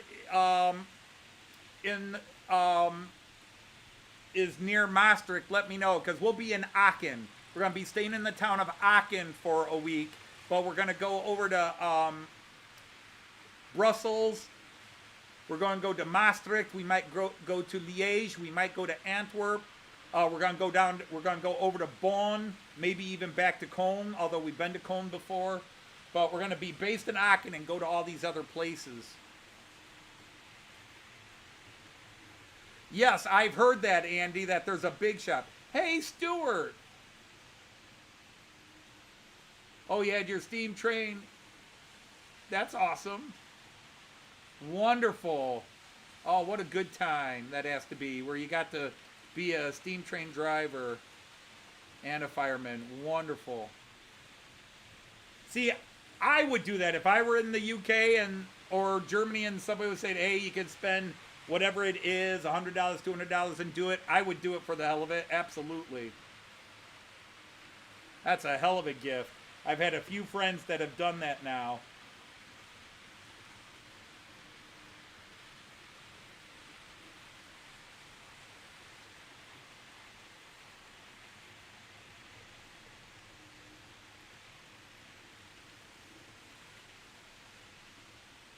Now, when I went to university, I went in as pre-law.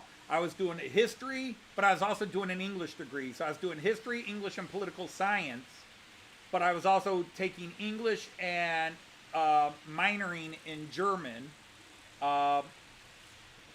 Actually, when I started university, I was at West Point. So I was doing military, but my majors were military. You had to declare, at West Point, you had to declare a military major and then a secular major. My secular major was political science and law, because I was thinking of being a lawyer. But my military, I was doing combat. What was it called? Battlefield strategy and tactics. Because I figured if I was going to be military, I wanted to be frontline military. I wanted to be a battlefield commander, not something behind the scenes. But when I left, I then went in political science, English, history was a minor, and then I decided I didn't want to be a lawyer, and it took me about 3 months of hemming and hawing, and decided what I always wanted to be was a writer. I wanted to be a writer, so I went to English, and I loved languages, so I took German as a major, and I applied a lot of my English courses. I wound up going into linguistics. And I just went to school nonstop for 4 years. Even summer courses, I took summer classes. And I worked 30, 40, 50 hours a week after I left West Point, because I lost all my scholarship. So I had to pay for college. So after I left West Point, I had a scholarship left to Ohio Northern University. I had to reapply for the scholarship. Then I was going to be bottom on the list because I was a second-year student, and they go to first-year students first. And I just said, forget it. I went home and figured I could work 30 hours a week and pay my way through the University of Toledo. But as it is, I wound up with a degree in linguistics, degree in English, degree in education in English, degree in German, which also included a degree in education in German, and then a master's in English. So, English, education, linguistics, German, and I needed like 2 more classes. I would have had a degree in history, so I eventually went back and got those classes and got my degree in history. And so, yeah, actually, Leslie, I did. I wanted to be a hardcover writer. And I've had, I was hired as a teacher before I graduated college. I mean, I had to get my degree. The job was conditional, but I got hired right out of college. The very first job I got offered was a job teaching English at a Swiss-German boarding school, because I had a degree in German and spoke German, but they wanted me to teach English at a Swiss boarding school, and Joyce did not want to go to Switzerland. I think it's one of the few decisions in life she doesn't completely regret, but she mildly regrets. Like, there are times where she goes, man, if we had gone to Switzerland, if I hadn't been so scared. But her family's very tight-knit, and I was, like, happy to be going 4,000 miles away from my family. Joyce, it just was too much to bear, and I couldn't get married to Joyce and then turn around and tear her away from her family, her roots, throw her in a foreign environment where she's all alone, doesn't speak the language. I couldn't do that to her.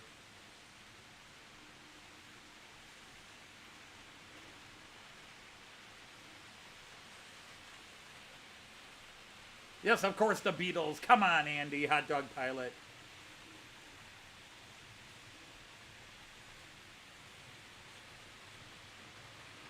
I don't know if any educational system, because first of all, the American education system is a misnomer. There is no American education system.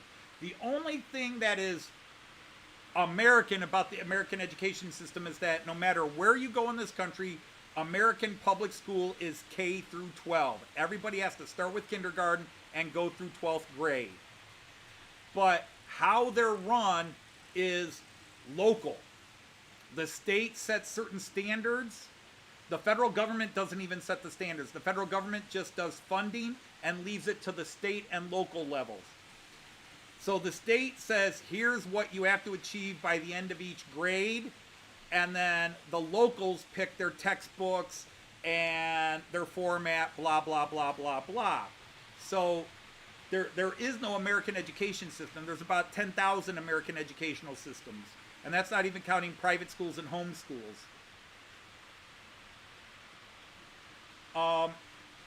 I think we always have a case, and to be honest, the UK school system, which is similar to the German system, there are things I look at in the German system that I think is kind of clever, except it's created a classism.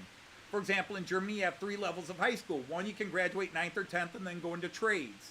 One, you graduate 10th or 11th and you go to technical colleges, more white-collar training, blah, blah, blah, technical, whatever. Or you graduate after 13th grade if you're going to go to university and become a doctor, a rocket scientist, a top-level economist, the higher-end degrees.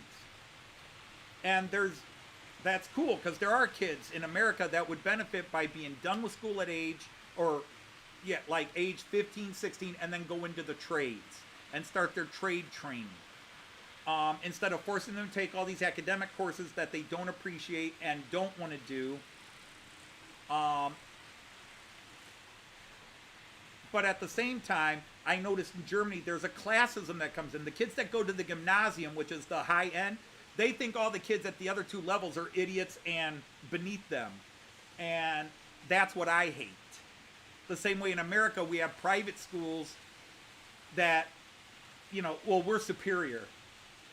I always joke, and I went to a Jesuit high school, St. John Jesuit here in Toledo, which is the #1 ranked high school in the state of Ohio.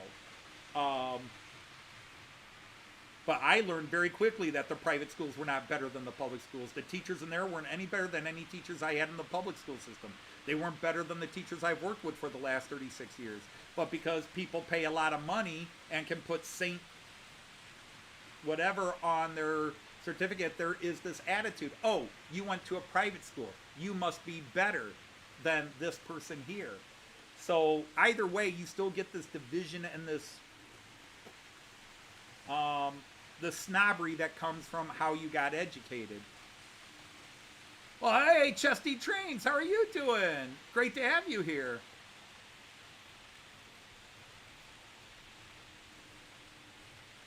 And you got to understand, the vast majority of Americans, their view of the British education system is Pink Floyd.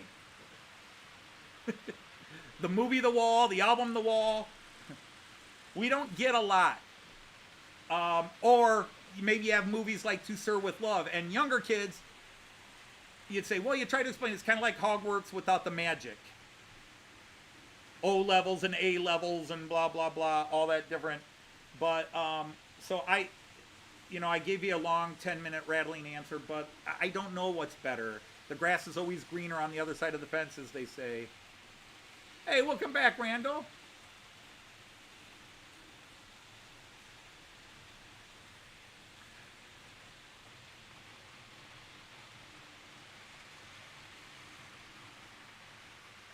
But, yeah, the thing is, like, I think Graham, over in the UK, doesn't the word public school mean what Americans call a private school?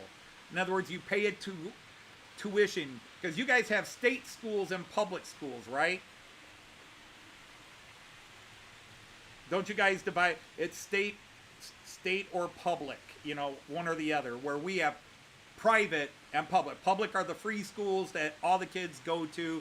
And then if you don't want to go to the public school, you can pay a tuition and go to the private. But I'm proud of the job I did for 36 years. And I taught with a lot of great people. I taught with some idiots. I taught a lot of great kids. I taught some idiots.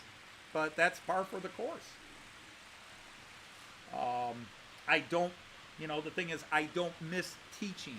I miss, if you can say I miss anything, I miss the interaction with students.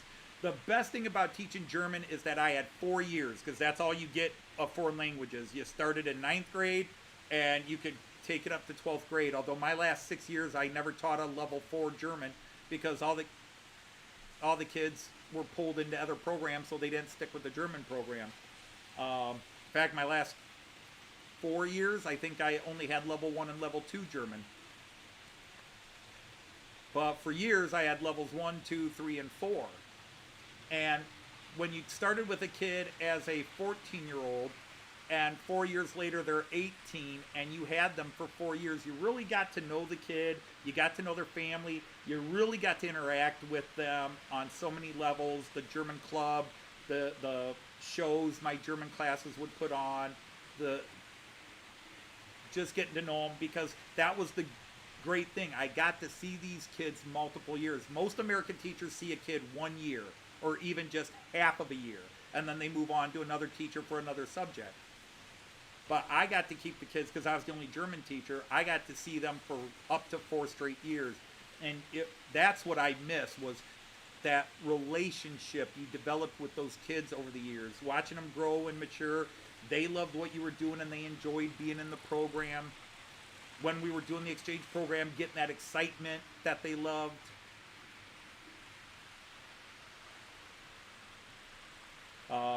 You know, watching them like, oh God, Mr. Dodge, I can't believe it, next year, you know, or at the start of the school year, I can't believe, Mr. Dodge, I'm going to Germany at the end of this year. This is going to be so great. I can't wait to meet my partner. And yep. That stuff, I missed that stuff. But that stuff had already ended to a degree by the time I finished. But it was tough to tell my last group of kids goodbye.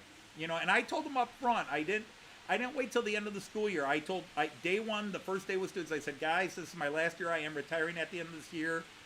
I can't promise that they'll keep the German program alive. They told me they're going to try to find a replacement. But if you want to get out of the program now, do so now.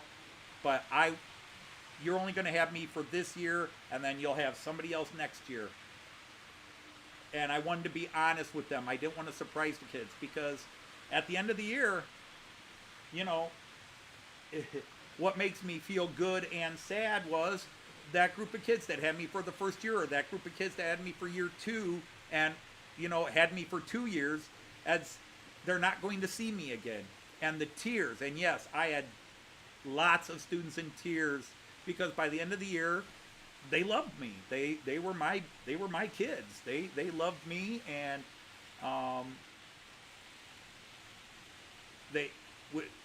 you know, I had kids ask me, Mr. Dodge, are you sure you're going to retire? Could you do 1 more year? I was like, no, guys, it's time for me to go. I want to leave while I still love this job, and not wait till I hate it before I go.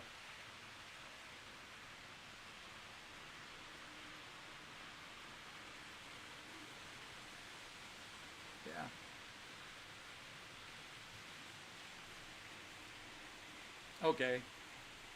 But yeah, I mean, so Americans do know, have very little knowledge of how schools run most Americans have very little knowledge how the world runs. So many Americans travel and they're shocked to find other countries have running toilets and air conditioning. They think that only Americans have this and the rest of the world lives in caves, scratching their butts by fire. You know, it's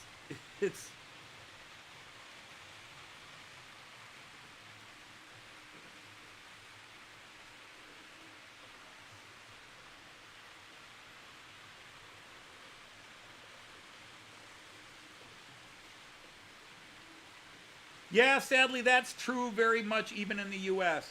Again, a lot of times it's simply what school you went to, but a lot of it is, yeah, who do you know?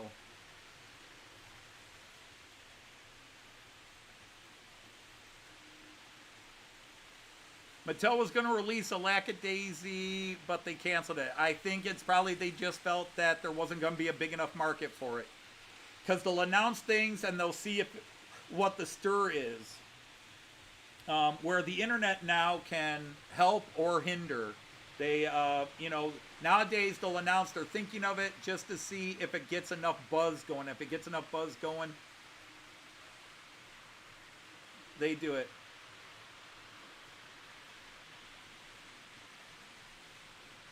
And everybody knows Glenn from Toronto, right? Oh, I hate that question. I hate that question, and I think so many people have been exposed to it. When I'm from Edinburgh. Oh, really? Do you know Marvin? I know Marvin. He lives in Edinburgh. Like, you know, Edinburgh is a town of 1 million people, right? By the way, Chesty, a great series of shorts about your various stops on your little... was it a vacation or was it a business trip? But you were all over the place. That was a nice little stepping around.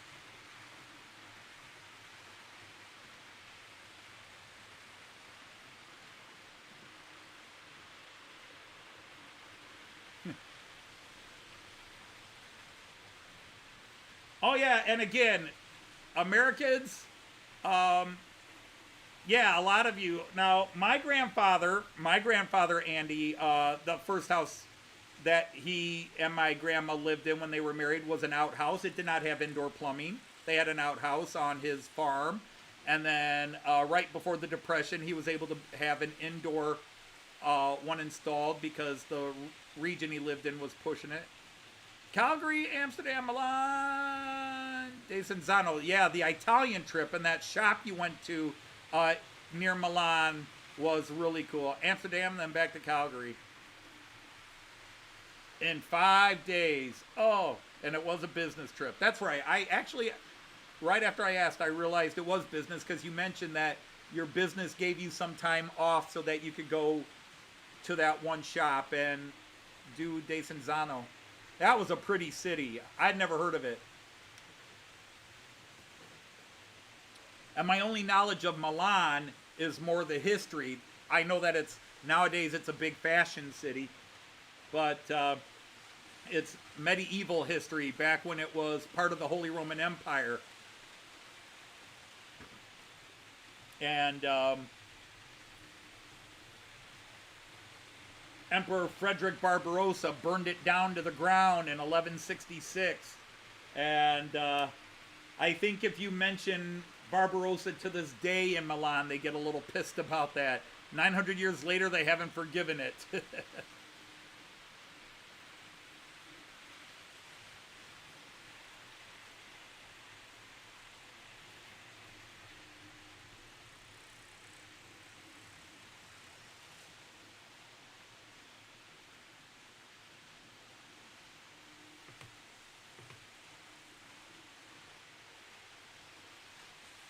I missed the first part of Hot Dog Pilot Andy's comment. I saw that it can land you in some real reprobates. I didn't catch the setup. Oh, well, I'm not seeing it. I'm trying to scroll fast. But, you know, and I'm not, how do you explain it? How does one explain it? I am a patriot. I love the United States. And I love the positive aspirations that America is. But I don't think we're a perfect country. And right now, I think we're a very messed up country. But that's going to get into politics, and I don't want to do that. So please refrain. But I love America. But I don't think America is better than any other country on earth. I think there's a few countries we're better than, but I don't think America is better than the UK. I don't think America is better than Canada. I don't think America is better than Germany. There are things in Germany that I think, gosh, I wish the United States would do this. There are things in Germany that I say, wow, in the U.S. we have this, and I wish that would carry over. But in the end, I accept each country as I get to it. You know, and then you can even hear the stereotypes, and I know I've talked about this, but like when Joyce and I were in London, all we had been told and we had heard comedy, serious stuff, was how cold and unfriendly the people of London were. And we ran into so many Londoners that were helpful, friendly, nice, pleasant. And here's to American tourists never in the UK before. And everywhere we went in the UK, we met one. All right? The UK, 55, 57 million people. Now, we didn't meet all of them. But in the hundreds of people we had interactions with. Hundreds of people we had interactions with. We met one person that Joyce and I would say we did not have a good opinion of. And that was a waitress in one restaurant because we had ordered sandwiches and we waited 45 minutes. We had to leave because we had tickets to get into a place at 1 o'clock and it was 12:55 and it was a 5-minute walk from the restaurant we were at. And we never got our sandwiches. And I got up and all I said is I pointed at my clock and I said, sorry, we've got to go. And I didn't ask for and we paid. This is one of these where you paid in advance. You ordered, paid, and then your food would come out to you. And other people had come in after us and gotten their food. So I left my money there and just said, all I said was I got to go. And as we're walking out, the one guy said, what's with those people? Oh, they're just rude, blah, blah, blah, blah. And I'm like, whoa, bitch, we were very polite. I left you the money. All I said was, we got to go. And she so Joyce and I were both like, rude? But other than that, the people we met in the UK were beautiful. The people we've met in Germany have been beautiful. And yeah, we've run into some real jerks in America. But here's where I get in trouble. But the biggest jerks Joyce and I have met in Germany are fellow Americans. The most obnoxious, annoying people we have met in Germany are fellow Americans.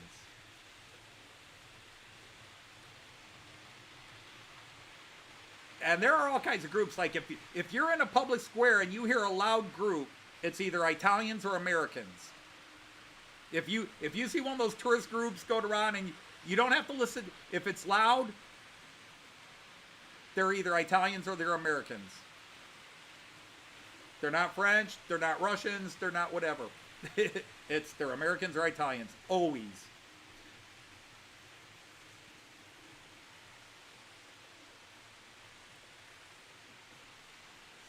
But, Joyce and I have been in the Alps.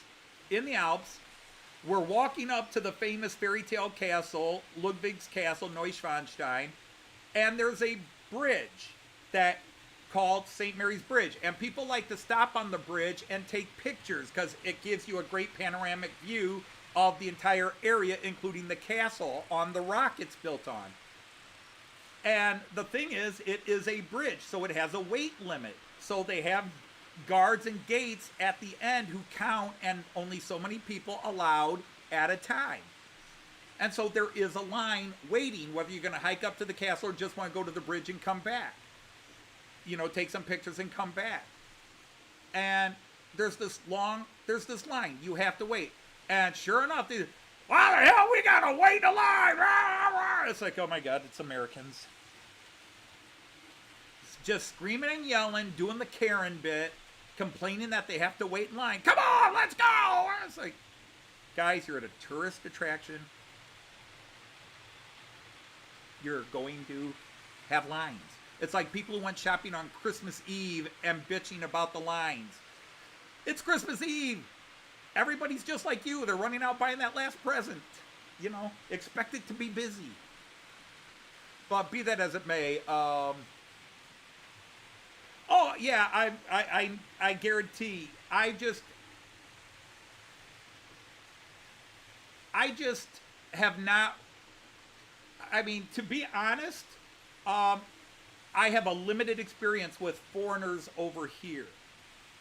The vast majority of foreigners that I've met in the U.S. are Germans. And so some of the students we dealt with, some of these students, because they were from gymnasium, they were kind of snobby. You know, they would come into my high school with my students and go, oh, we did that when we were in 7th grade, you know, because these are the super advanced students. You know, my kids were ordinary working class kids, and these kids were, you know, the accelerated students. They were from gymnasium. My school is what they would call in Germany a Gesamtschule, a mixed school. And so some of these kids could be really snobby. So yeah, they were, and sometimes the teachers could be like, sadly, when the original teacher retired, that Uli and I started the program, and when Uli retired, he was replaced, and the new teacher that came in just had this attitude that the German kids are always right and the American kids are always wrong. If ever there was a disagreement, well, the problem is the American kids. It was always the American kids to blame. And trust me, that would piss me off at times. Sometimes the American kid was to blame for the problem, but sometimes the German kid was. But, oh, no. The American kid should have acknowledged this and this and this and this. And what she was really saying is that the American kid should have acknowledged the superiority of the German kid and given them whatever they wanted. All right, Lee, thanks for popping in. Take care. The Go-To Fighter slot car set. Oh, don't get me started on slot cars, Dominic. I did slot cars up until I got rid of the trains. The two hobbies that really, I got rid of, and the other one is now sitting unused for years, my tabletop wargaming and my slot cars, because this is now my slot cars. I had a huge slot car collection. Hey, hi, Tammy. Oh, Tammy is here. Tammy, I mailed you something, and I was told it'll be there Monday. I'm sorry it took me so long from last Friday to now to mail it off. I just was lazy and distracted and didn't get around to... And then I found out I didn't have packing tape, and I didn't run out and buy packing tape until last night, and then I mailed it off today.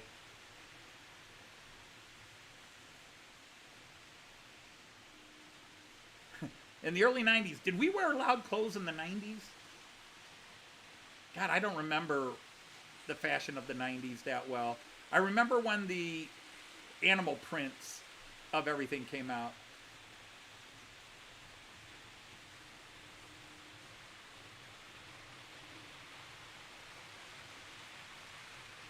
Exactly, NDT. And I love humans. I always look for the good in humans, even when times look really trash. And the quote I live by is, the last thing Anne Frank ever wrote, the last thing Anne Frank wrote in her diary before Auschwitz and death was that all in all, she thinks humans are good. And if that girl can live in hiding for her life for 3 years and knowing that if she's caught, she's going to be murdered, and if she can still believe in the human race, so can I.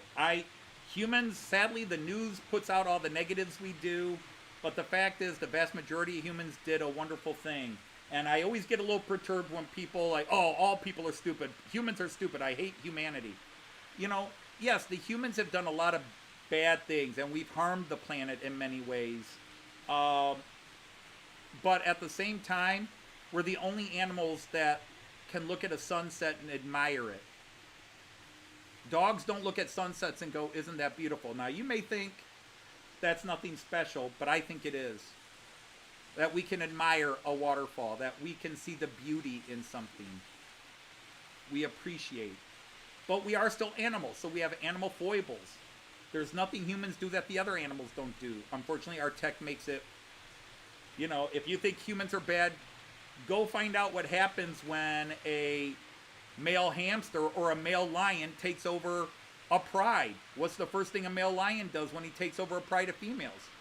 He kills all the cubs. because that puts the females into heat so he can reproduce.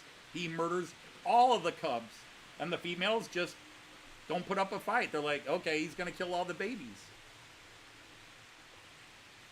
You know, it's not like humans bad and the animal world perfect. It is nature. It's in us. But that's my preaching, so hopefully that doesn't bite. And did I see Delph Junction is calling tonight? Well, Delph, thank you for hanging with us. It's always an honor to see you. But I like people. I like, yeah, chimpanzees murder. Chimpanzees, they murder for fun.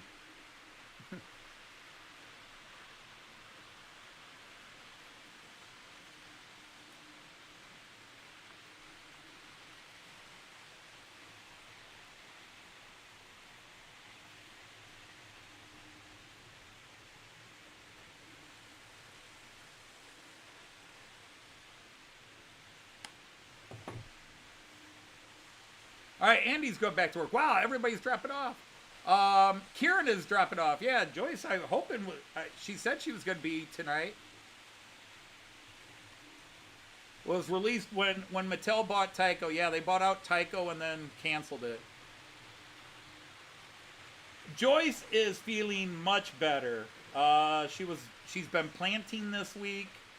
The biggest thing is she can't do anything of extended, like she can't sing, for example. She can't sing. Joyce says she'll be here in a couple of minutes. Yes, it is. Although certain animals are definitely showing some levels of reasoning, but not to the advanced level we do, Andy, for sure. Yeah, she had a rough couple of weeks, but the last week and a half, she's slowly getting better. And, of course, Joyce is one of these people that she's feeling better. That means she's cured, so she pushes it. And then she's like, oh, maybe I shouldn't have pushed it.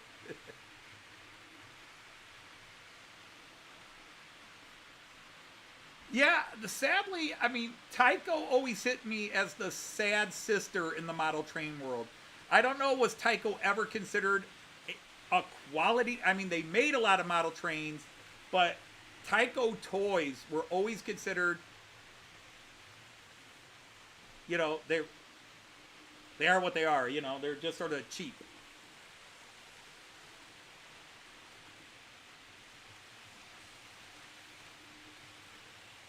Australia is the Brazilian distributor. A lot of times you'll find out that the main company owns the local distributors too, Dominic. It's the way it is. That's why they're the distributor. You used to listen to the Bare... I listened to one song, the famous song by Bare Naked Ladies, one week, which I do still love that song and listen to it occasionally. Almost was inspired to do a parody. I had a couple of lines, but I couldn't go anywhere with it. And Joyce wasn't going to do the rap anyhow. Joyce wasn't going to sing it.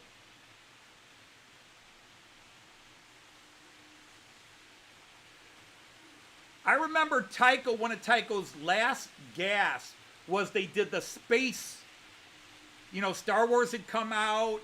Battlestar Galactica had come out on TV. It was like 78, 79.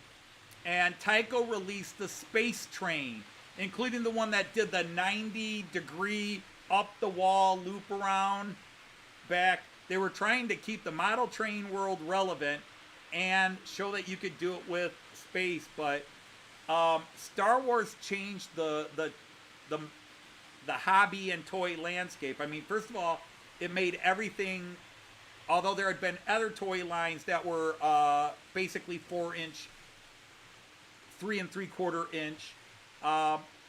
They made it a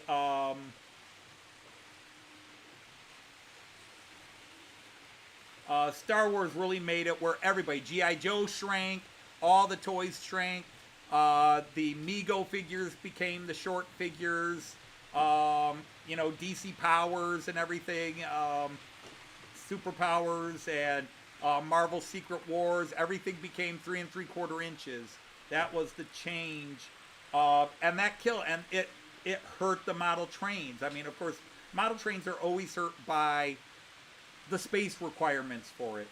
As model train toys with all this cool things, you know, the Millennium Falcon and the playset mentality, that's hard to bring out in model trains, or at least it was. Now you've got all the digital stuff. Okay, so let's do this, and hi, stranger. I woke up and then fell asleep, and when I woke up, you were just out the door. Oh, okay. I didn't sleep great last night, so you want to move all that stuff for you? Cayenne toys. Even I want to talk to you about this, or actually replacing this. Oh my goodness, that looks fancy. Well, not that one. Oh, that's the one. That's the video camera. Gotcha. Okay. Let's see. Oh, let's get your camera All on. right. So, hi, Tom. Doing better. Hi, Randall. Hi, Colin. Hi, Joseph. I am on the mend here. Other than that coughing fit last night.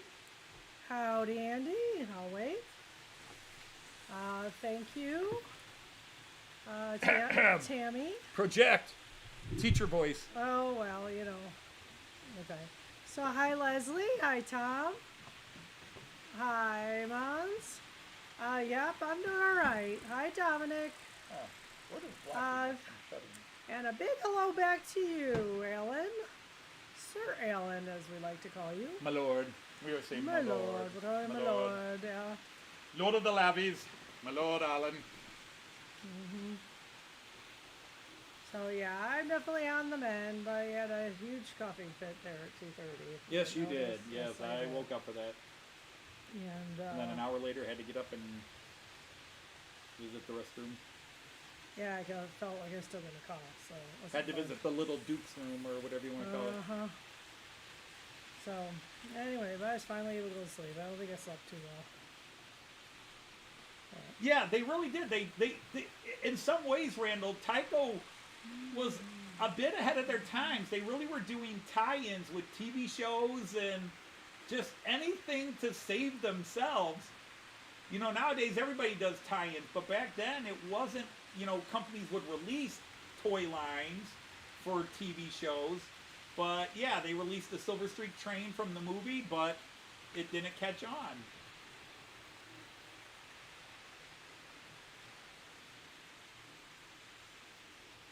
Music longer than that. My one and only toy train set as a kid was a Tyco, as I've mentioned dozens of times over these live streams, was a Santa Fe Super Chief. Hi, Raymond.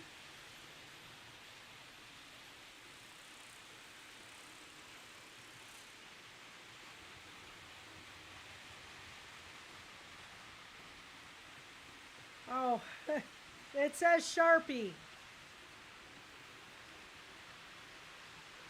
We got those at Halloween. Everybody had school supply shirts. I went for Sharpie just to remind myself I'm sharp. So you got a Sharpie on your boobs. Anyway, Sharpies never look better. Sorry. yeah. So anyway, yeah. I'm tired, of course, but I'm getting back. Put up some new flags. Yeah, They might be just to very hide the much- mess back there. They're not in the way of anything. Oh, okay. Nobody else goes back there but me anyhow. For the most part, yeah. So anyhow, the 3 new Märklin containers are out. I don't know if you actually noticed those yet. They're on a freight train coming around. Yeah. Oh, there they are. They're sharp. They are sharp, aren't they? I know. And I tried to get other black and red things to go with and make a black and Okay. red train, Yeah, hence then that you got logo. the- I thought that you looked got the cool. little on the back, Sort of yeah. a fictional, and then I put 2 yellows on the back, yeah. Yep, And yes. then the one flat car is pulling 2 Dodges. Of course. It's got a Viper and a Charger, my 2 favorite Dodges. Sure.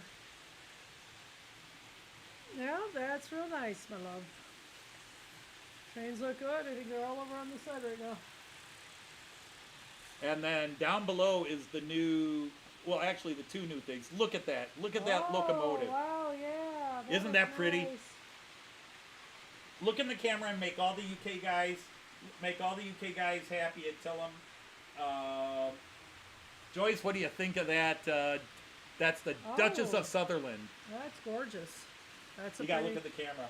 I gotta look at the camera? Yeah, look at your camera Yeah, I can see now. and say it.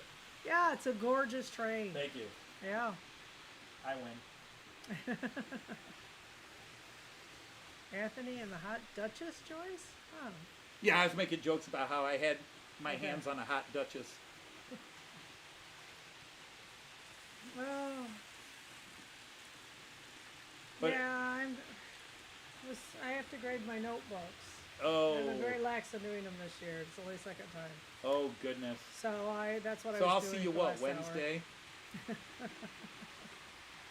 I'll see you what, Wednesday? Well, I got my class done yesterday. God, next week would be While they were exams. testing. Yeah, it would be.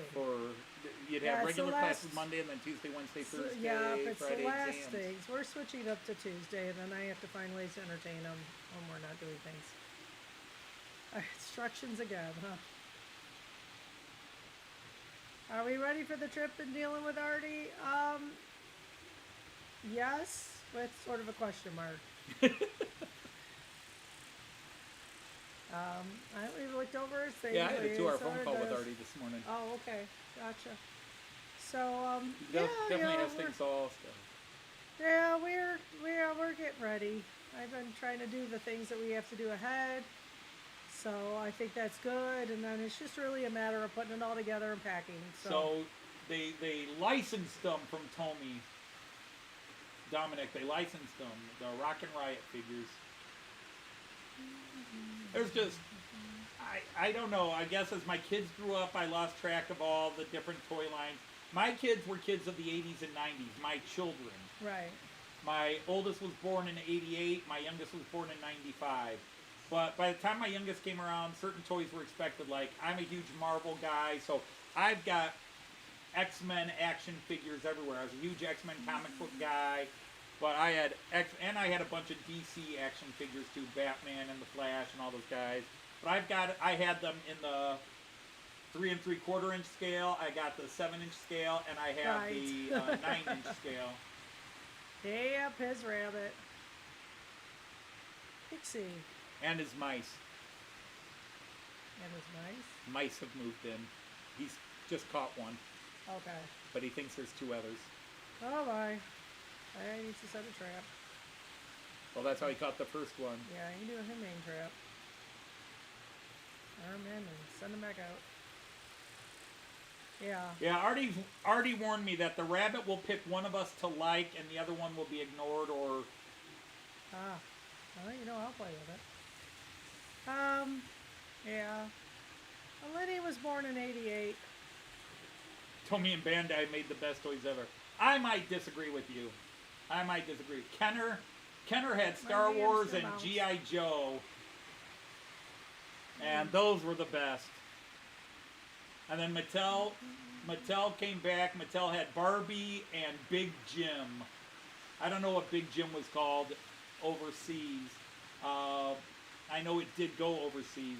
G.I. Joe was Action Man in the UK. And last night I are in the mid-60s.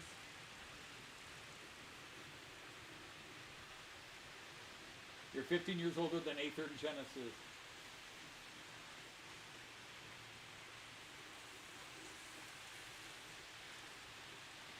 Jesus Christ, that rabbit's lethal! Right. Yeah. I told you! Just Look a, at the bones! Just a bunny, yeah. One of my favorite lines, just look at the bones. I am Gen X. Anthony's at the end of the... I was the last of the baby boomers, last of Joyce the is baby Gen X. boomers, That I'm year and a Gen half X. difference between us. Mm-hmm. I was a baby boomer, she's Gen X. Your generation sucked. Let's talk about your generation, buddy. You're supposed to go, okay, Bossy. boomer. Yeah, okay, boomer. Indeed. And normally a year and a half wouldn't be that big a difference, but in the 60s, there's stuff that I remember watching and seeing on TV. She was too young to remember. There's a few things, yeah, that year makes a difference. G.I. Joe is Mattel Hasbro, but Hasbro was originally, well, it was Hasbro and then Kenner and then blah, blah, blah. Well, no, Andy. Yeah, but it was Hasbro G.I. Joe and then Kenner owned Artie's Hasbro. ancestors were Then not Hasbro in sold Kenner Australia. to Mattel. We know all of this history. Hi, Justy. So. Oh, I thought they were talking to you. Huh? Nothing, never mind. Boom. You're welcome. I haven't seen the daughter yet, so embarrass She's her or not. home. Oh, Lindy, yeah. Anthony, Hot Wheels should get the Werner Alliance. Who agrees with me? But, be that as it may, Okay, I brought some fish home. I need to stagger bringing them back. you brought some fish in. So 5:30, I need to scoop them out. So I shall leave you for a few moments and come back. Depends on how much they fight me.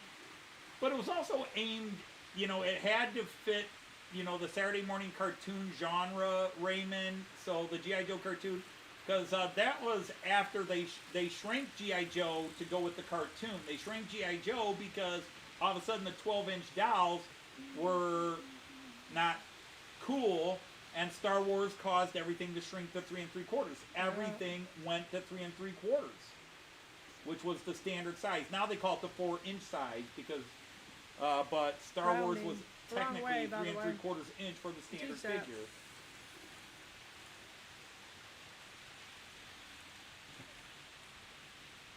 Oh, you said 3 3/4. That's right. Oh, you No, had no, Strawberry Shortcake and Cabbage Patch. Hmm? Strawberry Shortcake was a little after us, Yeah. but our daughters, Hi, St. Mary. Stu, Yeah, it's Stuart. I knew that. our kids weren't into Strawberry Shortcake, were they? Not really. And they didn't do Cabbage Patch. Cabbage Patch was before them. That was before them, yeah. Yeah. Strawberry Shortcake technically was before them. They had their dolls they liked. Well, I mean, of course, our girls did Barbie. Hmm? Hey, Barbie, they had some dolls. We harassed Lenny a lot when she was younger because she loved her dolls so much it turned into a scary dolly. The hair. Cobra Commander is a Darth Vader ripoff. Yeah. There's a lot of them. Oh, well, yeah. That was the sad thing with Micronauts, is Micronauts had Baron Karza. Imitation's the finest form of flattery. Micronauts had Baron Karza, who actually came out before Star Wars, but once Star Wars was huge, and the Micronaut toys were never very popular, everybody accused Baron Karza of being a Darth Vader ripoff, but he wasn't. Any of my fellow Micronaut people out there. God, I love Micronauts. They were cool. I have toyed many times with restarting the collection, but they're so expensive. They are so ridiculous. You Yeah. cannot buy Space Glider, I'm just gonna Galactic Warrior, or even a suggest- basic Micronaut figure anymore. They're just ridiculous. I've seen Space Gliders going for $100-200 each, Yeah. but they were full solid die. Well, I shouldn't say full. They were die-cast metal parts with hard plastic and metal mixed Andy, torsos. that was too much realism. It was bad enough they pooped and peed.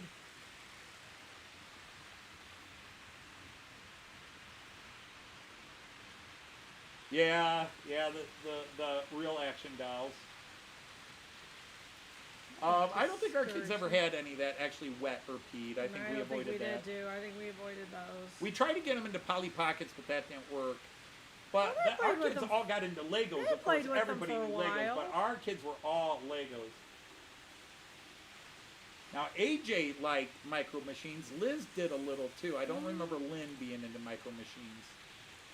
I'm getting AJ those battle bots, you know, that would. Oh, fight. the Beyblades. Yeah, the Beyblades. That's Yeah, it. well, they're still popular.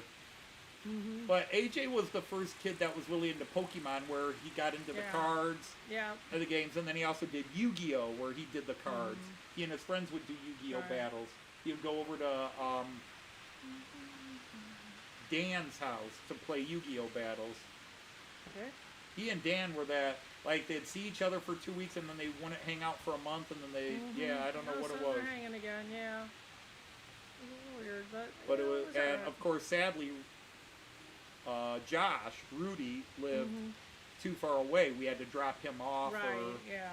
Yeah, they were not. and AJ never got comfortable Walking riding the or bike to biking ride his distance. bike down to to that house. We should have had sidewalk enough. We could have. Well, here's the funny thing, Dominic. I Googled kickline to learn about it, and everything came up about the Rockettes, the actual dancing kickline. Nothing about a cartoon show or whatever. I could not find anything on it. I went through 3 pages, and I said, I even typed in kickline cartoon, kickline show, and it still was the Rockettes. What is a kick, you know, and stuff about famous dancing Pull her troops. left arm and she spat in your hair. Yeah. Oh my goodness. Oh, we may miss that one. Undoubtedly on purpose. I had 3 G.I. Joes and 2 Big Jims, and those were, and my dad was disgusted that a boy played with action figures. Mm-hmm. Boys don't play with dolls. They're action figures, Dad. Yeah, very realistic indeed. Yeah, because when I pulled on my daughter's left arm, she would puke at me. Actually, one time I pulled on her left arm, I pulled it out of socket. Yeah, Lizzie.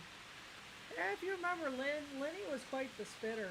Yeah, well, she puked up she all was the time. she was a puker. Yeah. Yep. Well, that's hard to. As a baby, yeah, she yeah, spit as up a a lot. baby. She spit up. Yeah, she Liz grew out was of the it. puker when it came to Older, yeah. Yeah. Liz would be so excited for holidays, especially Easter, Christmas. She would get up in the morning and throw up. We started Christmas Day most years picking up Liz throwing up. Cleaning her up. Yeah, she had a year she threw up on every major holiday. I think it was when she was 3 to 4.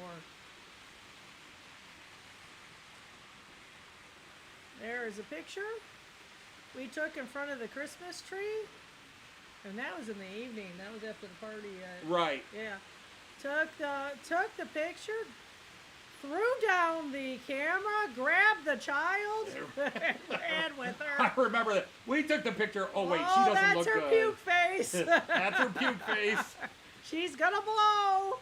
At that point, She's we're gonna just blow. laughing our heads Liz, off to over the it. bathroom, quick! I think we had a gate, so I had to hop over the gate. Oh, that's there, right. I forgot that. And I We think had the it baby did not gate. quite make it. No, yeah. it hit the floor. Yeah, well, yeah, I think it was hit the wall and the floor and all Right. the cracks, and yeah.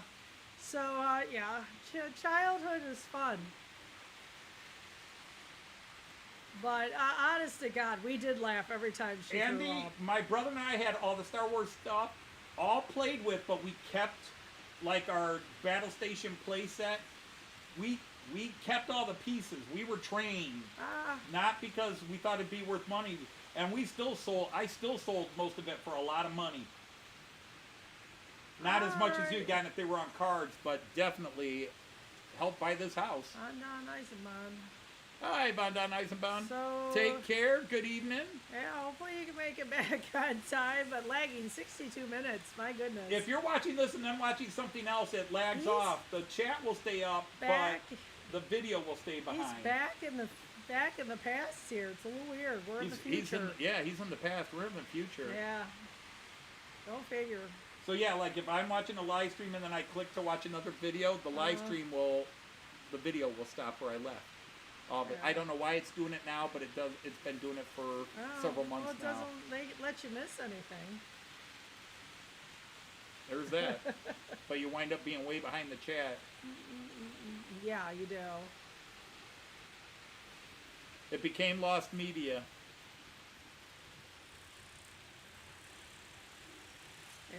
But even the used Star Wars stuff, if it's original 70s, it's still worth some money if you were to sell it. Yeah, you're in tomorrow. And you're in Yes, tomorrow, that's yeah. right. You're early Saturday morning. Yeah, right. I don't know how you adjust to a 14-hour time change. You just wake up and go, it's Friday. I have no concept of that. It's just gonna have to be, I don't know. Of course, we didn't see Artie till he was a week in the country, so he had time to, he said it wasn't too bad at all. No, it's never as bad. Because you're definitely,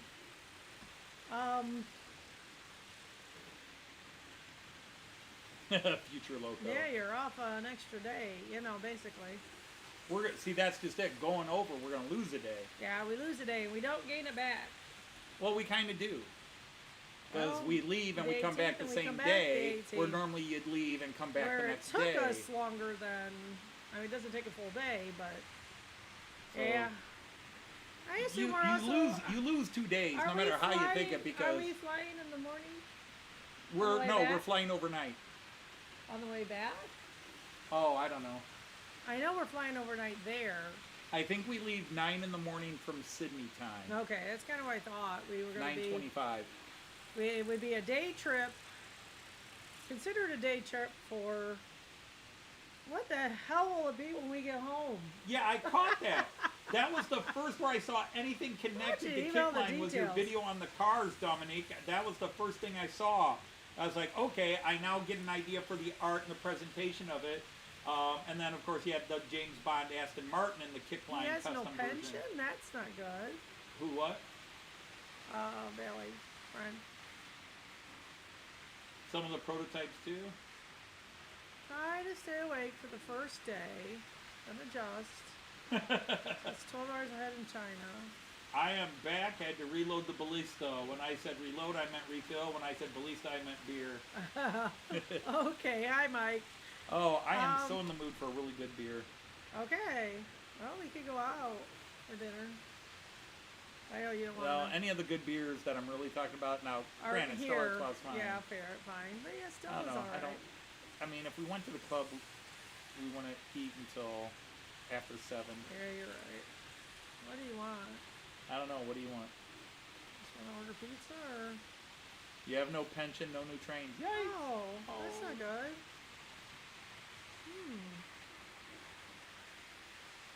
Yeah, Joseph, now that's what Joyce and I, I used to coach my students, like even just a short trip over to Germany is whatever time you arrive, That's 6 hours. stay awake, It's a quarter of the day. or if you take a nap, keep it under an hour.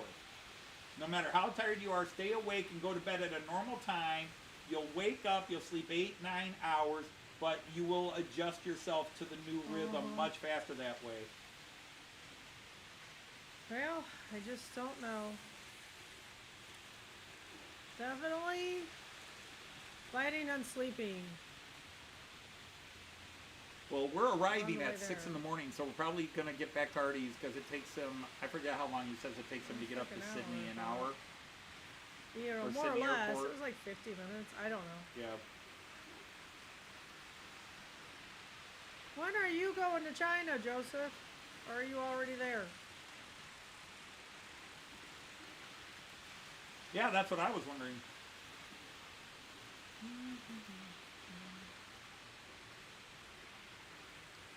It would be our first Asian. Next Saturday, going to Korea and then mainland China. Okay, my goodness. You're going to Incheon, Korea, okay? Okay.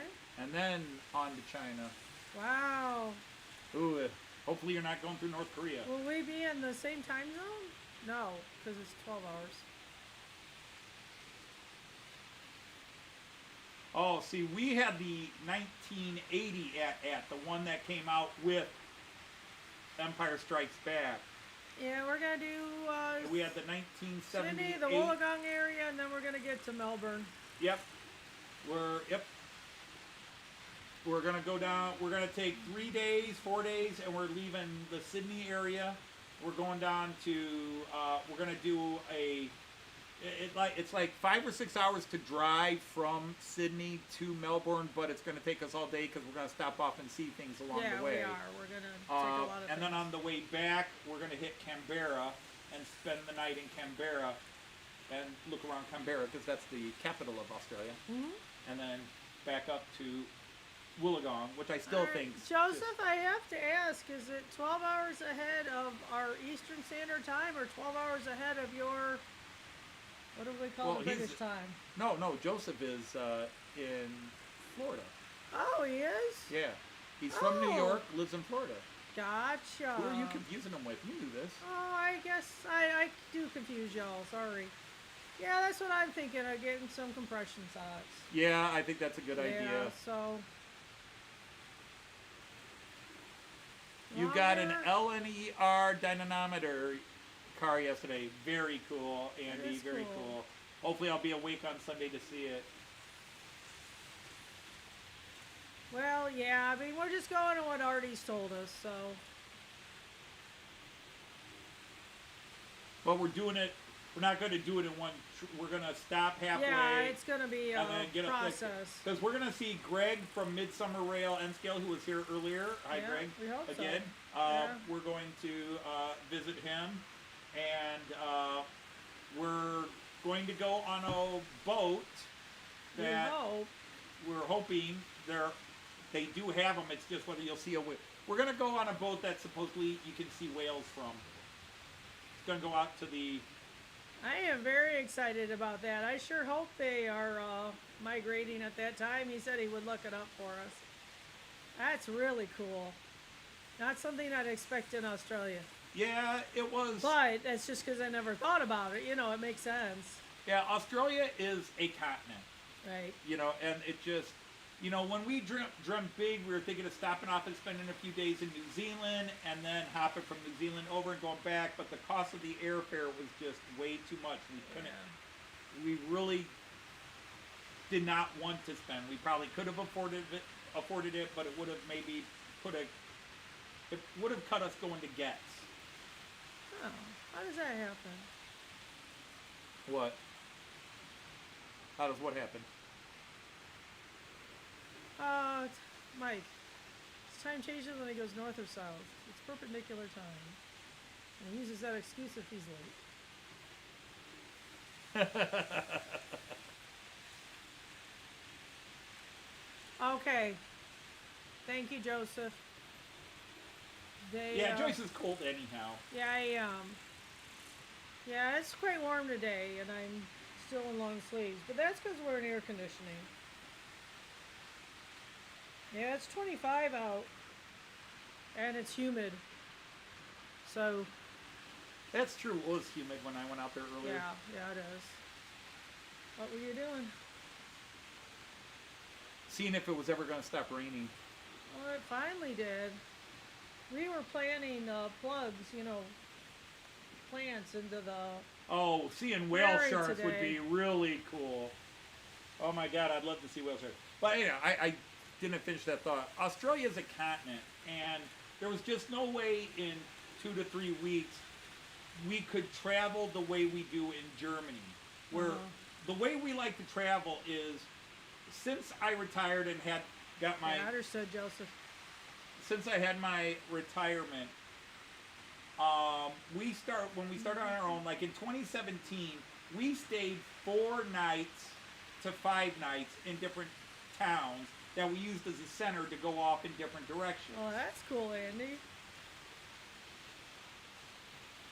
Yeah, I'm planning on, I watch these travel tips on YouTube, and I'm planning on taking my winter coat and just maybe putting it in a pillowcase and using it as a pillow. There's that. Because I know it's warmer, they have much milder winters, but I'm cold. Yeah, average temp in Sydney at that time, now he's a little higher up so it's a little cooler, is 64 degrees in June. Average temp.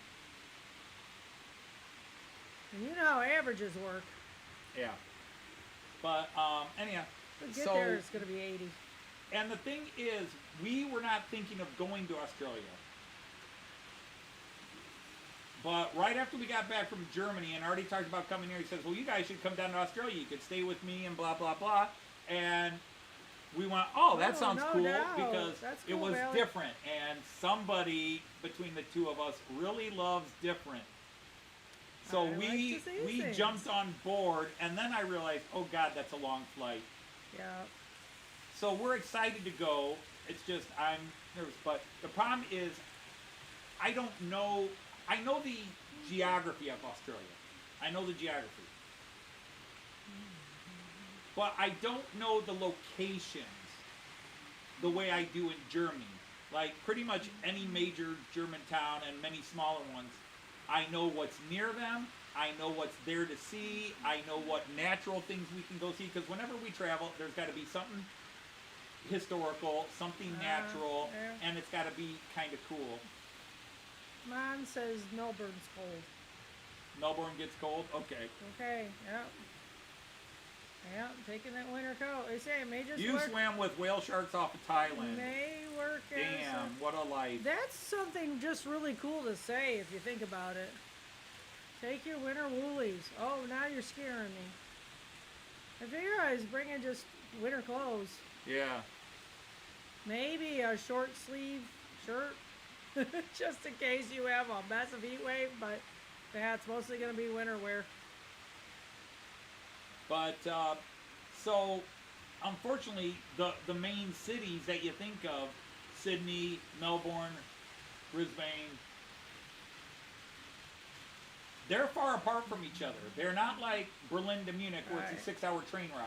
Yeah. Hamburg to Munich, a 6.5-hour train ride. They are multiple days apart in many cases. 8, 9, without direct train routes, or the trains are 14, 15, 16 hours. Whereas Germany, we pick a city, and then there's all kinds of things to do, all within an hour, hour and a half train ride. And we just say, okay, we're going to be here, or we're going to go down here and do this. We're going to go over and do that. We're going to go see this here. We're going to hang around the town and see that. And, of course, it's got the history. It's got the 2,000-3,000 year history wherever you go in Germany. Now, when you think, as an American, when you think... my fish. Oh, okay. As an American, when you think about Australia, you think of Ayers Rock, which is now called Uluru, the Great Barrier Reef, and you're like, oh, let's go to Australia and see those. And then you find out they're 20, 25 hours apart. Then you find out that the Great Barrier Reef is way up here, and it's the wrong time of the year to really go see it when we're traveling. And Uluru is now highly limited by the locals. There are tourist things, and it's, I mean, we knew it was out in the middle of the nowhere, but we did not have a huge desire. I think of all the things in Australia, nature-wise, we wanted to see, it would have been the Great Barrier Reef. But Artie's in Sydney, and the Great Barrier Reef is the other end of, well, not the other side, but he's on the south end, kind of, and it's on the north end. And we really would have liked to have seen the Great Barrier Reef. We're not going to feel disappointed if we don't see it. But when we first talked about it, we didn't realize, oh yeah, it's a 16-hour train ride away. Or you drive into Sydney and it's a 2-3 hour flight to Brisbane or whatever, and then it's a 4 or 5 hour drive.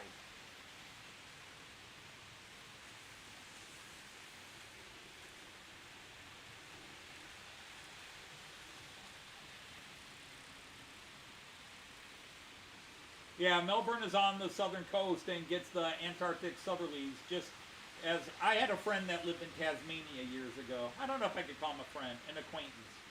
Sometimes we liked each other, sometimes drove each other up a wall to the point of, you're an asshole. But,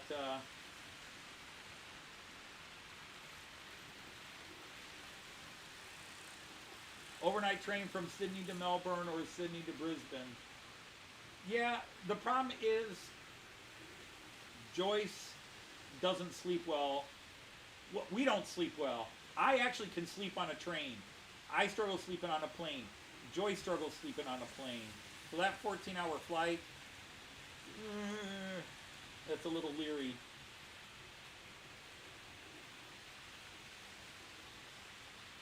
But, I mean, it's just, you know, because Australia is just so big. It may be the smallest continent, but it's still big. It's a continent. And yes, I'll argue with Australia that says you're the biggest island, smallest continent. Because you're a continent, you're not an island. Otherwise, Eurasia is the biggest island.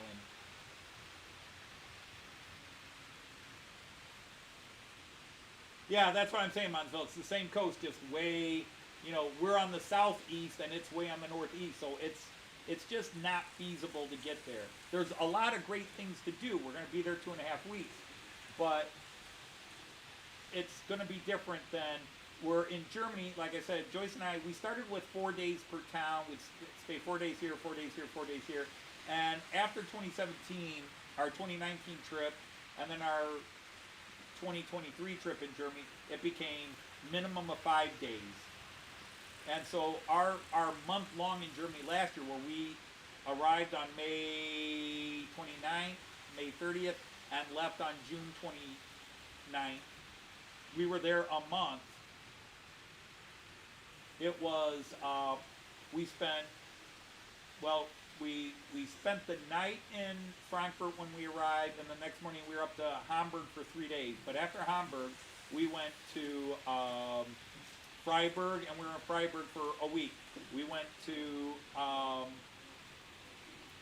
Salzburg and Vienna, and that was 8 days combined. We were in Bamberg for 6 days. And then we spent 2 days in Stuttgart, just so we could go to the Märklin. So we only spent 2 days in that region. But wow, we did a lot in the 2 days we were in Stuttgart. We toured the city of Esslingen, we toured Stuttgart, and we went to the Märklin all in 2 days. That was pretty good. But like Freiburg was 7.5 days. We were at Freiburg. And I like doing that because you really just get to relax. I mean, and then when we were in the UK, we were still doing 4 days. We did 4 days in Cardiff, 4 days in Liverpool, 4 days in Bangor, 4 days in Edinburgh, 4 days in York, and then 5 total days, 3 at the beginning and 2 at the end in London.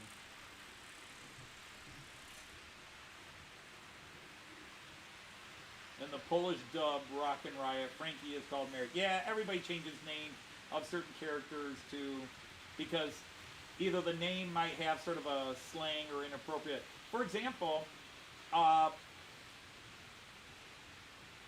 in the 1970s, we had the famous American TV show, The Incredible Hulk.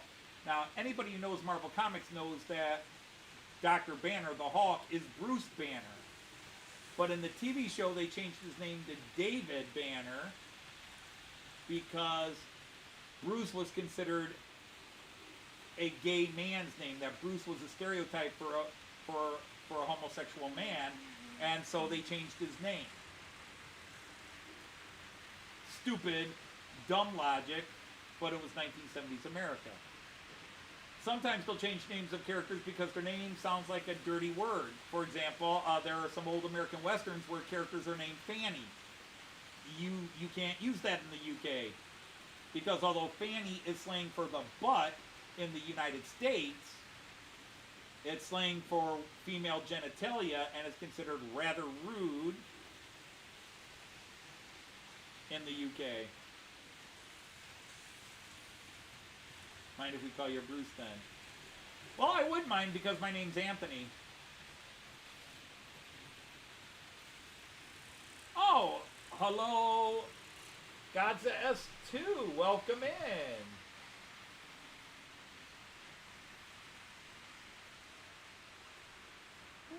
Okay.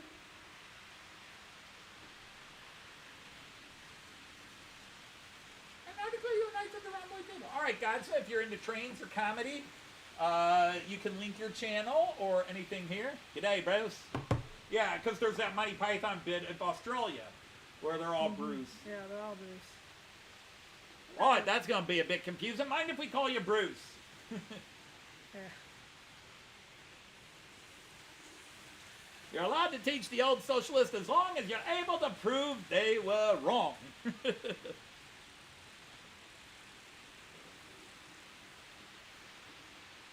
Gotcha. Well, I heard Texas has been getting a lot of rain and bad storms. Well, who was it that was so... There's a couple of areas that were drought. Oh, parts of Australia were drought, but they've had so much rain that they're officially off the drought now. Mm-hmm. Normally, a lot of rain doesn't necessarily get you off the drought. They say it's actually not healthy, but they've had so much drought that it has soaked in so far that they said, yeah, the drought's over. Hardy's driving, so it's in his hands. Fanny Francois. Well, she's French, though. Take a load off, Fanny. Take a load for free. Actually, I love Australian football. Yeah, we've seen Australian football. I love Australian football. It's my favorite of all the footballs. Over rugby, soccer, what the rest of the world calls football. American football, Australian football is my favorite. in the 80s, I used to get up early in the morning and watch the replays. It was Collingwood, Collingwood, I think. I'm trying to remember. Collingwood and Hawthorne, I think. Which one's the Magpies? Was it Collingwood was the Magpies? Because that was my team. I don't remember. Well, this is before I met you. Yeah, but we watched it too. But yeah, we would watch it. But back in the day, ESPN would have it on at starting at 4:30 in the morning. I would get up at 5 to beat my dad into the bathroom before I went to school. So after I took my shower, I'd lay down on the couch and watch Australian football. And have you ever seen Gaelic football? yes, I have seen Gaelic football. Wonderful. I don't know if it's any tougher than Australian football, but yes. I mean, rugby, Australian football, Gaelic football.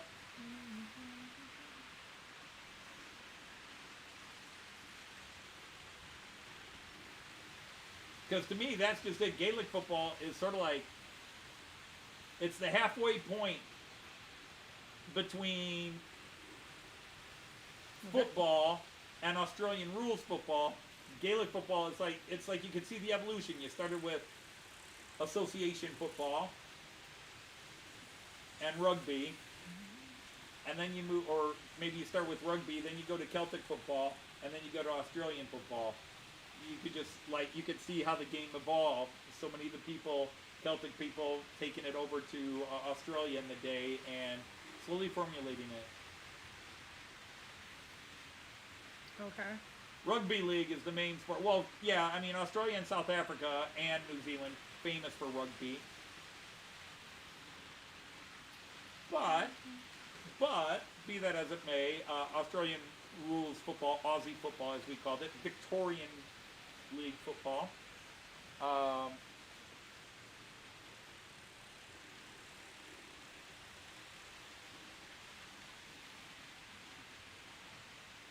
Definitely. I mean, I like them all. I mean, obviously, you look above me, you can say I'm a Liverpool fan. I've been a Liverpool fan since 1971.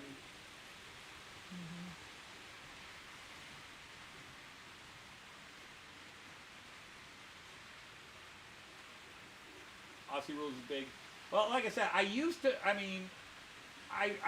know all the teams. I used to know the league. I would follow the standings. I remember one of the great players of the early 80s was Tony Moore. He was one of my favorites, Tony Moore. I'm probably Anthony Moore. Yeah, speaking of Artie. Speaking of Artie, go to bed. Hiya, Artie. Artie wasn't sleeping. Oh? He was in somebody else's live stream that's a couple right. hours You were ago. talking to him. Well, earlier. no, I was talking to him about, it was like 11 o'clock to midnight his time, 10 o'clock to midnight his time. And then he said he was going to bed. And then I was in, Steve Childers' live stream a couple hours later, and he came in. Okay.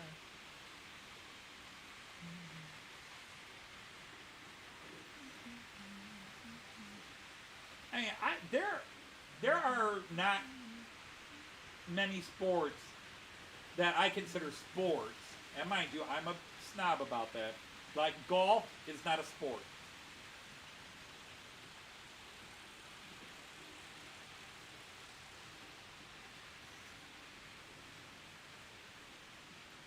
I know it's considered a sport, but to me it's not a sport. And that's probably because I caddied for 4 years and grew to hate the game. Yeah. Sorry to all my UK people, and especially you in Scotland, the home of golf. But, yeah, I hate golf with a passion. I hate golf. I hate it for personal reasons, for social, political reasons, and just so many. Maybe if I hadn't caddied for 4 years, I might have been more open to it, but no. All you need to know about golf is it's the smallest ball of any competition and plays on the largest field of any competition. That's all you need to know about golf. Smallest ball, largest field.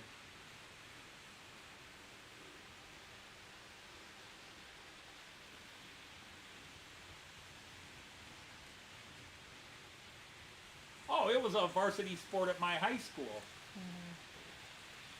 The people who play golf consider it a sport.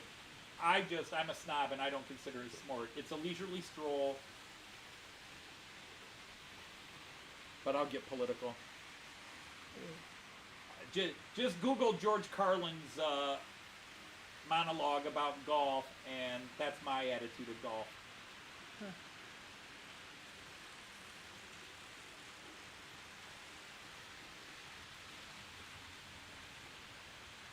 But see, I don't know any famous rugby players, and to be honest, Anthony Moore, I think, is the only name I even vaguely remember from back in the 80s Victorian Football League. But I used to know all the teams. Brisbane had a team, and there wasn't Swansea, because that's, but maybe it was. There was a Swan team. There was a team that had Swan in its name. There was Balls with Hawthorn. great cricket balls.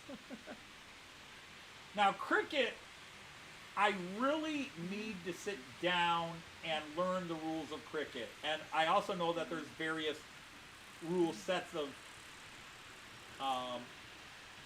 test rules. So it can be different depending on how you're playing. Because obviously our American game, baseball, is based on cricket. But, yeah, I would really like to...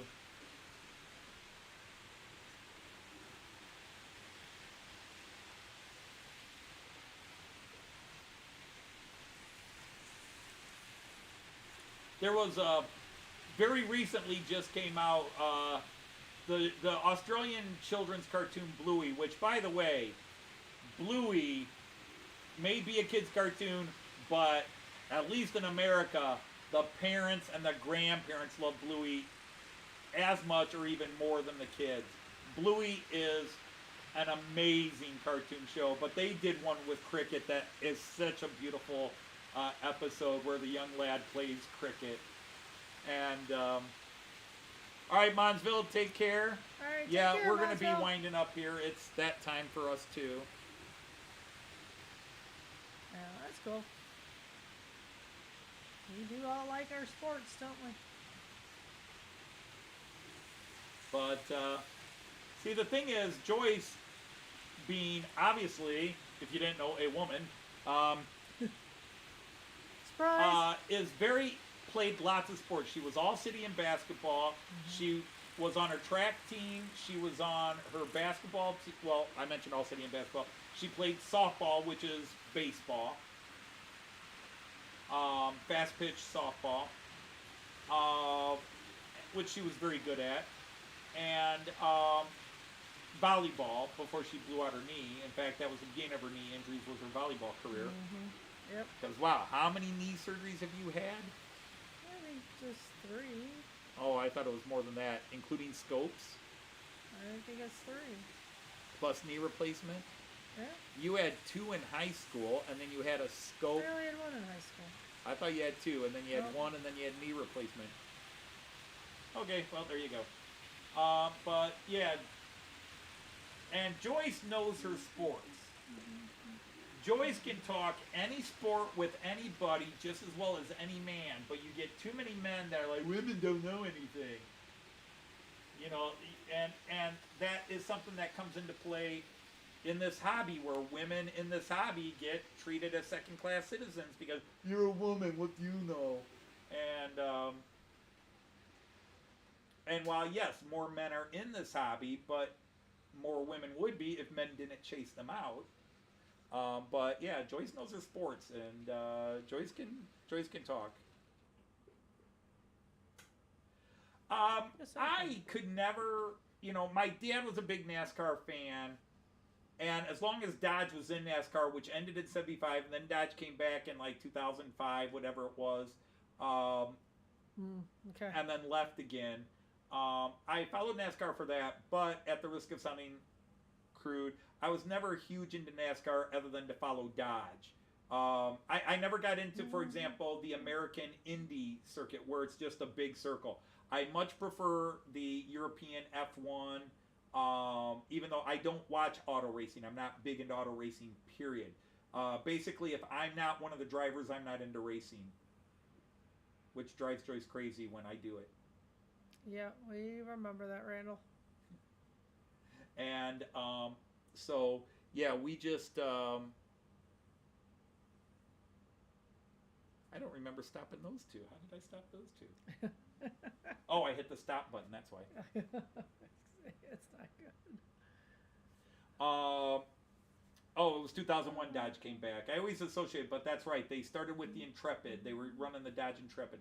But anyhow, I was never big into any auto racing. But of all the auto racing, I preferred F1 just because the courses were a little more interesting than just driving in a big left-hand circle for 2, 3, 4 hours. And there's a lot of skill to it. There's a lot of strategy, skill, endurance, and physically demanding parts to it. But as a spectator, watching a car race in circles, let's face it, I think half the people that watch those kind of car racing are just waiting for the crash.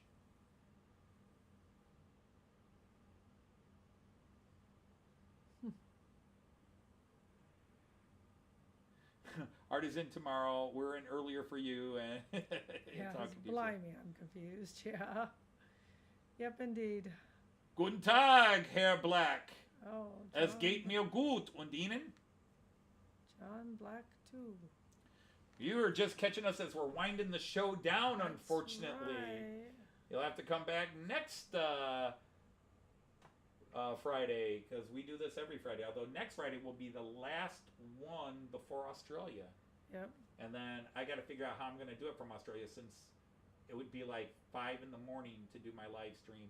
Right. You might be changing the time slightly. Yeah, I might be changing the time, which might chase off everybody. But, you know, when I'm, like, when I do them from Germany and the UK, when I've done my live streams, it's only for an hour anyhow, because I'm not running trains or doing that. But anyhow, I want to thank everybody, because everybody's running out, like the waitresses are passing out the checks. So, on behalf of that, on behalf of me and on behalf of the band and ourselves, I hope we pass the audition. No, on behalf of Joyce, let's get to this camera, because we haven't decided what we're going to do for dinner yet. No, we haven't. There you go. So, on behalf of Joyce and myself, for the first time in 3 weeks. Yeah. Yeah, I made First it time to in the 3 end. weeks. We're going to say the proper goodbye instead of me does. We're going to say Auf Wiedersehen Choose. and happy trains. Take care, Bye. everybody. Take care.